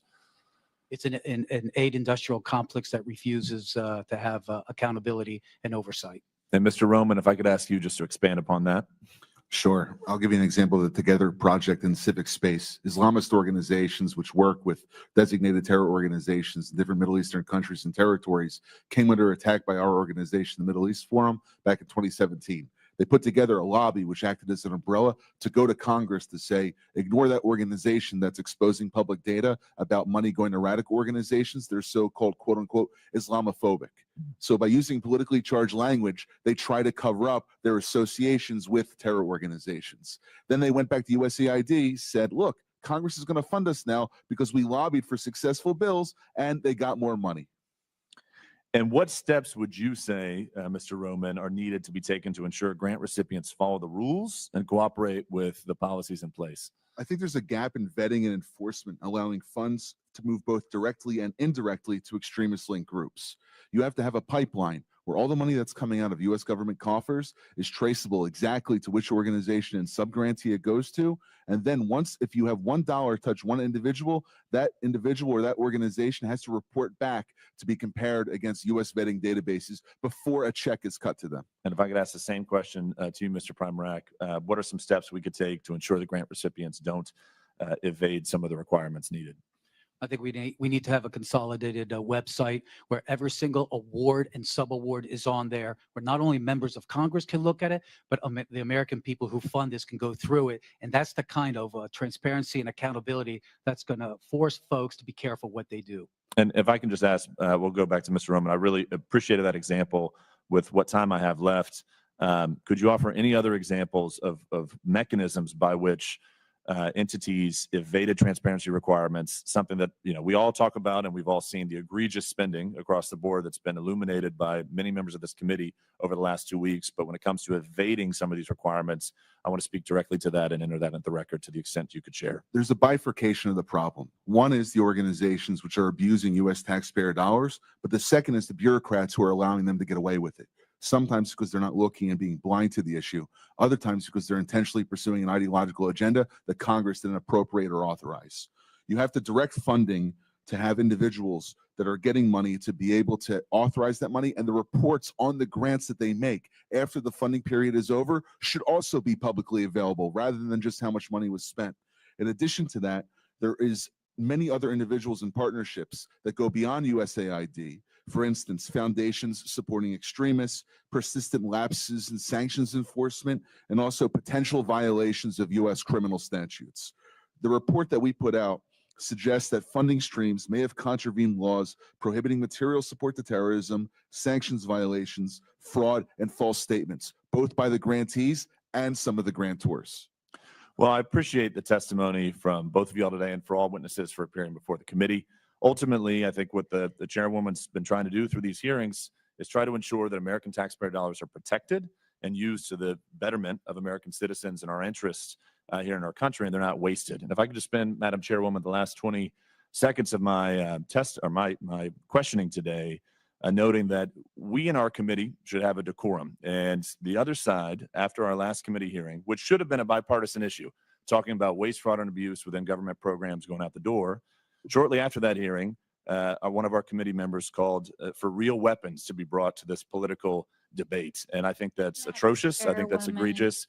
And I would just like to note, I will reclaim my time, but I'd just like to note, Madam Chairwoman, that I think You're not recognized, Ms. Stansbury. You're not recognized. And you're spreading lies. You're not recognized, Ms. Stansbury. so. Thank you. I will just close by saying we should have more decorum in this, and expect it, especially from the American taxpayers who are paying our salaries to be here. Thank you. Thank you. And I do want to agree with that. There was a member of this committee that went on CNN and said it's time for actual weapons to be used. That is documented. It's on video, and we will not tolerate that type of language and calls for violence on this committee. I now recognize the gentleman from Texas, Mr. Gill, for 5 minutes. Thank you, Madam Chairwoman, and thank you so much for holding this hearing today. We've heard throughout this hearing a bit more of the same shrill calumny against President Trump and Elon Musk that we've been hearing for months now. But I am happy that a few of our colleagues did concede that we need more oversight and auditing of our foreign aid. I'd like to remind them that every time Republicans try to do that and audit where government money is going, they try to stonewall us. So I hope that they will get on board with protecting the American taxpayer. I think as it relates to foreign aid, to the extent that we do engage in foreign aid, it of course should advance American strategic geopolitical interests, our commercial interests, and of course should help ameliorate major humanitarian crises. But it ought to be rooted in realism, which is a recognition that we have strategic interests abroad that we ought to advance. And it ought to be rooted in a rational conception of the way the world actually is, and not the way that some leftist secular bureaucrat at USAID believes the world should be. I think that forcing transgenderism and novel sexual fetishes on more traditional cultures does not advance American interests. It alienates the United States on the world stage. We've also seen USAID money going to oppose many of our allies abroad. Madam Chair gave a few examples, and I'll give a few more here. We've seen USAID money funding efforts to influence elections in India against Prime Minister Modi. We've seen our ally Hungarian Prime Minister Viktor Orban accusing USAID of funding left-wing media outlets that are opposing him. We've seen USAID give $12.5 million just last year to the American Near East Refugee Agency, whose staff openly called for violence against Jews. The refugee agency also funded projects of the Unlimited Friends Association, which is a proxy organization for Hamas. This is not advancing our strategic interests abroad, and these are not promoting American values. Mr. Unger, I've got a couple questions for you. You've mentioned USAID as representing American ideas in action. Is that right? Yes. Do you believe that spending over $3 million for being LGBTQ in the Caribbean is a reflection of American ideas in action? I believe that the programs that are focused on You can- global health just and yes or food no is security, fine. Yes I or believe no that will the suffice. programs that in global health and food security and economic growth are No, absolutely I'm in not. the interest I'm of talking about being LGBTQ in the Caribbean. Is that a reflection of American values? Yes or no? I believe the programs that you're referring to are a reflection I'll, of I'll human take rights. that as a yes. What about spending $70,000 for the production of a DEI musical in Ireland? Is that a reflection of American ideas in action? Yes or no? Yes. Yes. Okay, great. Do you think that spending $2 million for sex changes and LGBTQ activism in Guatemala is a reflection of American values?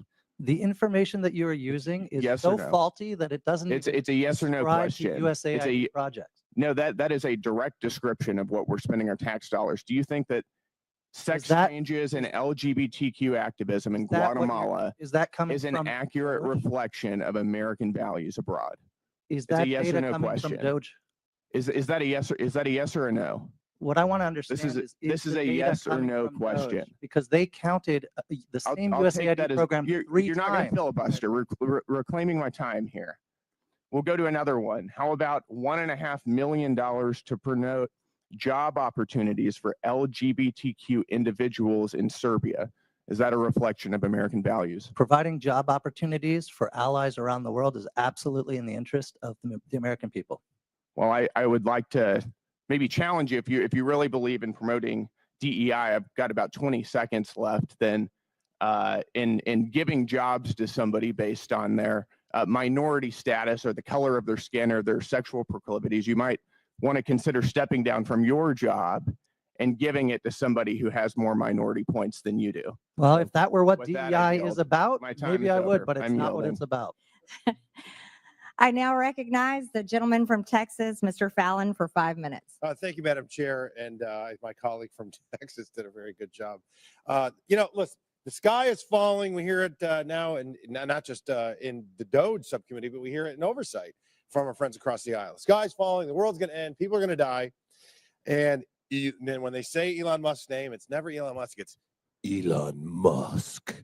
Reckless gutting of the federal workforce and this hyperbolic fear-mongering is brought to you by the American left. And why I ask, and so many others, the DOGE committee Dems are using this, quite frankly, sloppy, lazy, wildly inaccurate, and really boring rhetoric. Because this administration and this president is finally acting boldly, because so many administrations in the past haven't. They're acting boldly and courageously to ensure, wait for it, that the American taxpayers' dollars fund federal workers that work. I know that may be a radical concept to some. Now, let's set the record straight as well. Secretary Rubio has made it sure he'd issued a blanket waiver for any life-saving aid. I think it's $72 billion that we're spending. Is USAID the perfect vehicle for this aid? Of course not. We found that it isn't. And we also recognize that China has that Belt and Road Initiative, and they're licking their chops. And if we took that $72 billion out, they're going to fill that vacuum. So that's just hyperbolic nonsense that we do not recognize that there's a role to play for the United States in the federal aid space. But what we want to expose is $164 million going to radical organizations, $122 million of it to organizations that have aligned or at least tied to terrorists. So, Mr. Primorak, putting aside the massive issues of handing money over to terrorists and such, Can you speak to other ways that our foreign aid has actually hurt United States efforts and interests to counter the malign influences, let's say, of the Chinese Communist Party? Our aid has created an international aid dependency. It's become international welfare. We need to put terms on these programs. The whole point of this is to help strengthen countries economically, politically, and become strong allies. We don't do that when we celebrate 30, 40, 50 years in a place. That means we are failing. The point of our jobs is to work ourselves out of a job. If we do that, if we focus more on trade, if we focus more on investment, we're going to create the kind of allies in the developing world that'll make us stronger in combating the China challenge. So you're talking about self-sufficiency, it sounds like. You're talking about taking a developing nation and helping it develop. And that's what they want. One of the countries that come to mind, for instance, that had a successful journey over the last 60 years is like a Singapore. They don't need foreign financial aid from the United States. They're a wealthy city-state now, are they not? You had countries like South Korea, Taiwan, and other places that benefited. Look at them now. Wild successes. Okay, so also, Mr. Premier, while I got you, do you know of if USAID sent any funding toward lab research in Wuhan, China? Just what I've seen in the newspapers. Yeah, clearly we shouldn't be sending our foreign aid to China when they're our greatest adversary. Mr. Unger, thank you for being here. Just to follow up on some of the things that Mr. Gill was asking you, 2 million, and this is a source. This is from the Federal Award Identification Number. So this clearly happened on the USspending.gov website. $2 million to quote activity to strengthen trans-led organizations to deliver transgender surgeries. Do you think that's a good use of taxpayer money? I defer to Congress, sir. If Congress appropriated the money and was notified about the program, then I believe it's in the interest of the American people. Do you think it's a good use of taxpayer money? I believe it's a good use of taxpayer money for Congress That is to very appropriate telling. I funds. thank you. I yield back to the chair. Thank you. Thank you. In closing, I want to thank our witnesses once again for their testimony today. And Chairman Comer was going to be here but got tied up. I now yield to the ranking member Stansbury for closing remarks. All right. Well, thank you, Madam Chairwoman. It's always a wild adventure here in the Oversight Committee. And as the language was just used, wild and sloppy is not what's happening in this committee, but what Elon Musk and Donald Trump are doing to our foreign affairs and foreign aid. And in fact, if my friends across the aisle would like to understand the real world impacts of the tens of thousands of Americans who've been laid off and the people who are suffering around the world, go home and talk to your own constituents, because we know they're coming to your town halls, and we know that behind closed doors, you are calling the president and you are calling secretaries and telling them that your constituents are upset and that you don't support what they're doing. So I do not appreciate you all sitting here pretending like this is not what you support. Okay, so let's talk a little bit about the gutting of foreign aid and global realignment that's happening under Trump. They're dismantling this agency. They're withholding funds. They're firing tens of thousands of USAID staff. They're hacking federal data systems. They're stranding aid workers across the world. International food aid is rotting in ports. American farmers have lost millions of dollars in income. And a global realignment with our foreign adversaries, including Vladimir Putin, is happening at a scale unlike anything we have seen in American history. And the administration knows that these activities are illegal. They know that they've overstepped their constitutional authority. They know they're violating statutory law. They know they're violating appropriations law. They know that they're violating federal employment laws. And they know that they are reversing American foreign policy in a way that we have never seen before. And Donald Trump and his allies are trying to redefine the Constitution by tweet. They're threatening federal judges, intimidating federal employees, and yes, even members of Congress using the Department of Justice. And why? We don't know, because not a single person from the administration has come here to testify in this committee or in any committee about what DOGE and Elon Musk are actually doing. And if you look at the so-called transparency that Elon Musk put online, the math does not add up. Talk about wild and sloppy. Our friends across the aisle like to talk about how he's some sort of genius. And this dude couldn't even post a simple spreadsheet that adds up. It's literally off by tens of billions of dollars. You guys, that's wild. I mean, like literally, that's wild. But in spite of this, our friends across the aisle are acting like everything's normal. And last night, they passed a budget resolution that not only is going to gut Medicaid and Medicare, but is going to make these cuts and federal firing permanent, even though they know it is making America less safe. And in the meantime, Elon Musk is actually awarding himself additional federal contracts. In fact, yesterday it was reported that he gave himself the FAA contract for communications. I mean, you guys, this is like graft, waste, fraud, abuse, all of the things. It's happening in front of your eyes, literally, and they are breaking the law while they cozy up to our foreign adversaries. And I know that Donald Trump thinks that he's a king because his social media, of course, he keeps repeating this. But let me say this to you, Mr. Trump. 250 years ago, the people of this great nation rejected a reckless, abusive king, and we won't go back. And for the thousands of federal workers out there, the aid workers, the advocates, and the people around the world who are impacted by these reckless and heartless and harmful and disgusting cuts that are impacting people across the world, know that we see you. We stand with you. We are fighting for you. We are in the courts. We are in Congress. We are in our communities, and we will hold this administration accountable. And we will not abandon our allies or our humanity. So with that, I say to all of you, be strong. We will fight back. I now recognize myself for closing remarks. And threats against the President of the United States will not be tolerated by anyone. And the math does add up.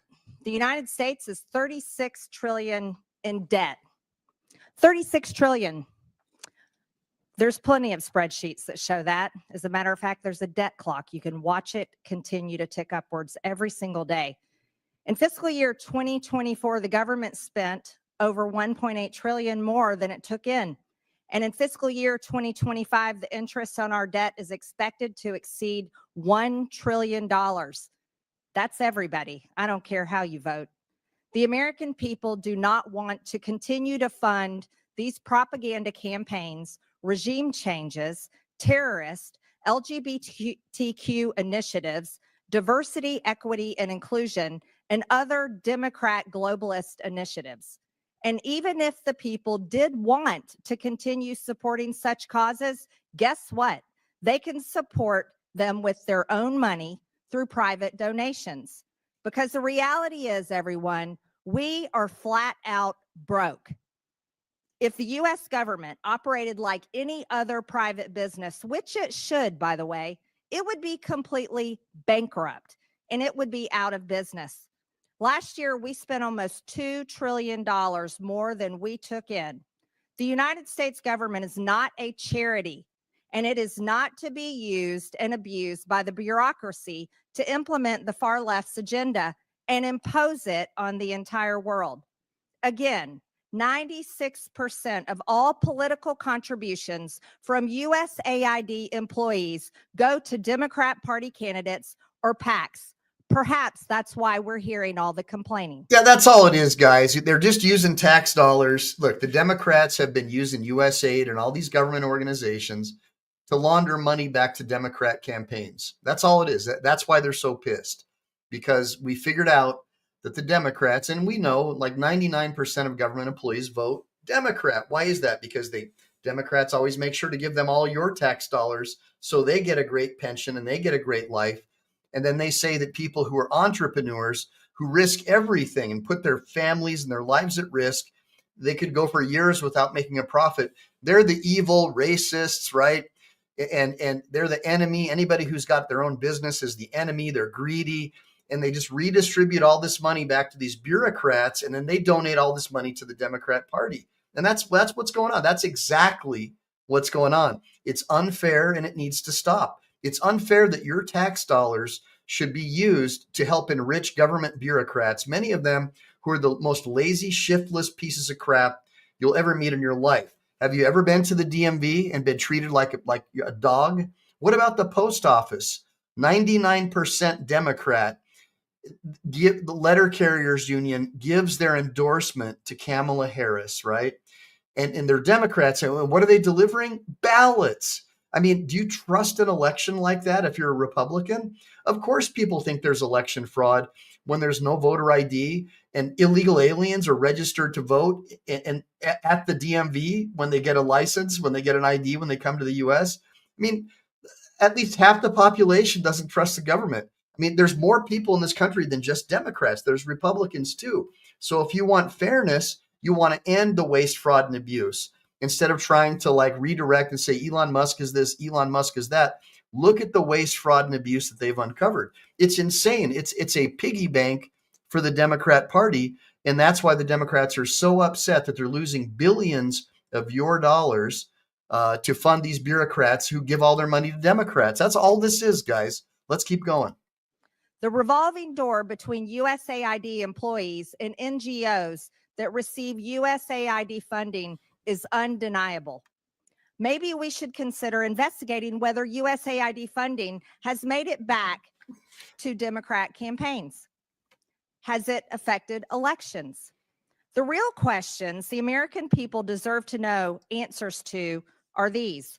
Why are we funding 9 out of 10 news outlets in Ukraine? Exactly. Why was former USAID Administrator Samantha Power visiting Hungary for the purpose of strengthening democratic institutions when Hungary is a country that is strongly democratic and members of the EU and NATO? Why was USAID co-funding joint programs with George Soros's Open Society to promote radical social agendas throughout the developing world?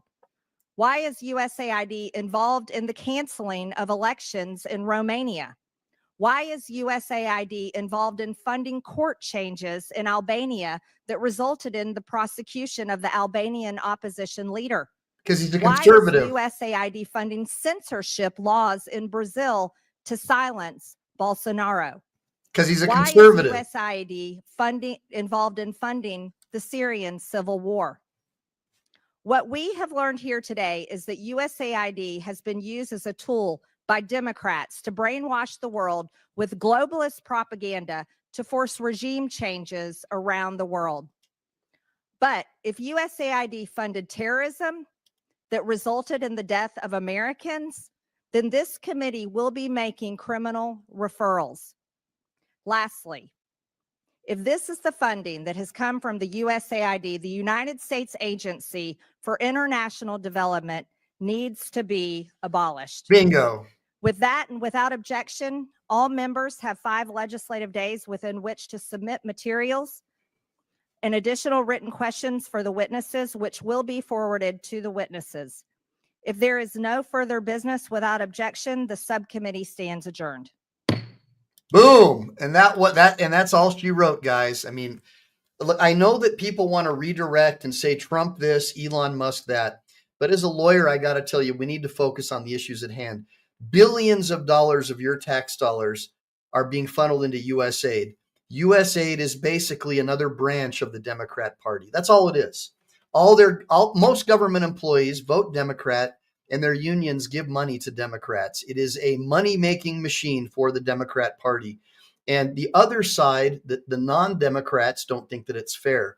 And they don't like being called conspiracy theorists and liars because they don't support a tax-funded money piggy bank for the Democrat Party, because they don't support men who wear dresses and want to be around children and do drag queen story hour, right? The majority of Americans don't support men playing in women's sports or having a man go into the locker room who already is like doing weird stuff, like, wearing dresses and going into the girls' locker room during PE. Most parents and most people do not support that. And so they do not support organizations that use their tax dollars to push that. They don't support a Democrat-run organization like USAID attacking conservative political candidates in other countries with your tax dollars. That's all this is about. It's about fairness. And as a libertarian, I have the ability to look at both sides. I'm not trying to be a partisan. I don't like it that the Democrats control 99% of the news. I don't like it that the Democrats control the public school system. I don't like it that when Jimmy Carter set up the Department of Education, we were #1 in education. And with bureaucrats running our education system, now we have one of the least productive and the lowest standard, the lowest rating of education in the world, one of the very lowest in the world. When bureaucrats and political animals take over our government and take over our education, this is what happens, because they want dumb people, because dumb people don't think critically. If you believe in critical thinking, you'll support my channel and Team MPE. You understand that all of your rights come from an all-powerful creator and that we need to create parallel systems and abolish organizations like USAID and make sure that we support one another. All that money that they've spent on the Ukraine, on trying to support Drag Queen Story Hour and all that stuff with little kindergartners grooming children, they could have spent on our veterans. They could have spent on our infrastructure. They could have built a border wall to keep all these criminals out. But instead, they're flooding criminals in and they're using your tax dollars to fund that. And they're not keeping our country safe. So in a nutshell, that's what's really going on, guys. I'm super happy I had an opportunity to see all you guys, Just Willie, Lynn Davidson, Kinetic Customs. I'm definitely down to hear whatever the issue is that you're going through. And make sure to double tap and hit that like and subscribe button. And I'm going to try to do a show hopefully this week about recording telephone calls. Super important. And I'm also going to get into what's going on over with Lane Myers and Reluctant Prophet. I know there's a whole slew of new stuff and like almost like a soap opera going down over there. And I want to talk about, hopefully hopefully there's going to be some more info about Mr. Gold, about Reluctant Prophet and Lane Myers, and I'll get into my legal expertise on that. I also have, I want to finish up on the Steven Crowder deposition, and I found some other really cool depositions. Guys, you are going to be blown away. I got the videotape deposition of Alex Jones, and I'm going to show you like what a scumbag this attorney is who's suing Alex Jones, who sued Alex Jones. And I'm also going to show you the proof that came out that the CIA and the FBI were involved in orchestrating and setting Alex Jones up for this bankruptcy and for this lawsuit. Proof from an actual CIA agent who was caught on tape admitting that the CIA assisted the family members and apparently were involved or friends with the judge in getting these convictions or these liability claims against Alex Jones, which is bankrupted. I'm not a big fan of Alex Jones because I think that he's out of control. But let's face it, about 90% of the things that you guys all said were tinfoil hat and conspiracy theories, they're all true. So you got to hand it to him. He may come off crazy. A lot of people come off crazy, right? Like a lot of people say that Lane Myers comes off as crazy, but he's right. So we'll talk about Alex Jones and that deposition. And I'll get into my objections that I would have made if I was his lawyer. I was not impressed by Alex Jones's counsel at all. So I'll talk to you about how I would have handled it, how I would have dealt with opposing counsel who's a total smart-ass jerk, and get into the ways that you can win in a deposition when the odds are stacked against you. So I've got a lot of really cool things that I want to discuss with you guys. But yeah, always double tap that screen. Kinetic Customs, thank you for supporting my channel. All the people who have supported my channel with memberships and financially, really, really appreciate it, guys. I have, as you know, I've been injured and I've been on my back. And so the channel has not made any really donations or anything. It's kind of been suffering. And, I was using that as a tool to teach my kids how to be entrepreneurs and putting that into a retirement account for the kids, to help them learn. So I really appreciate everything you guys have done. And then Life Under says, only one way to put on the show as by design.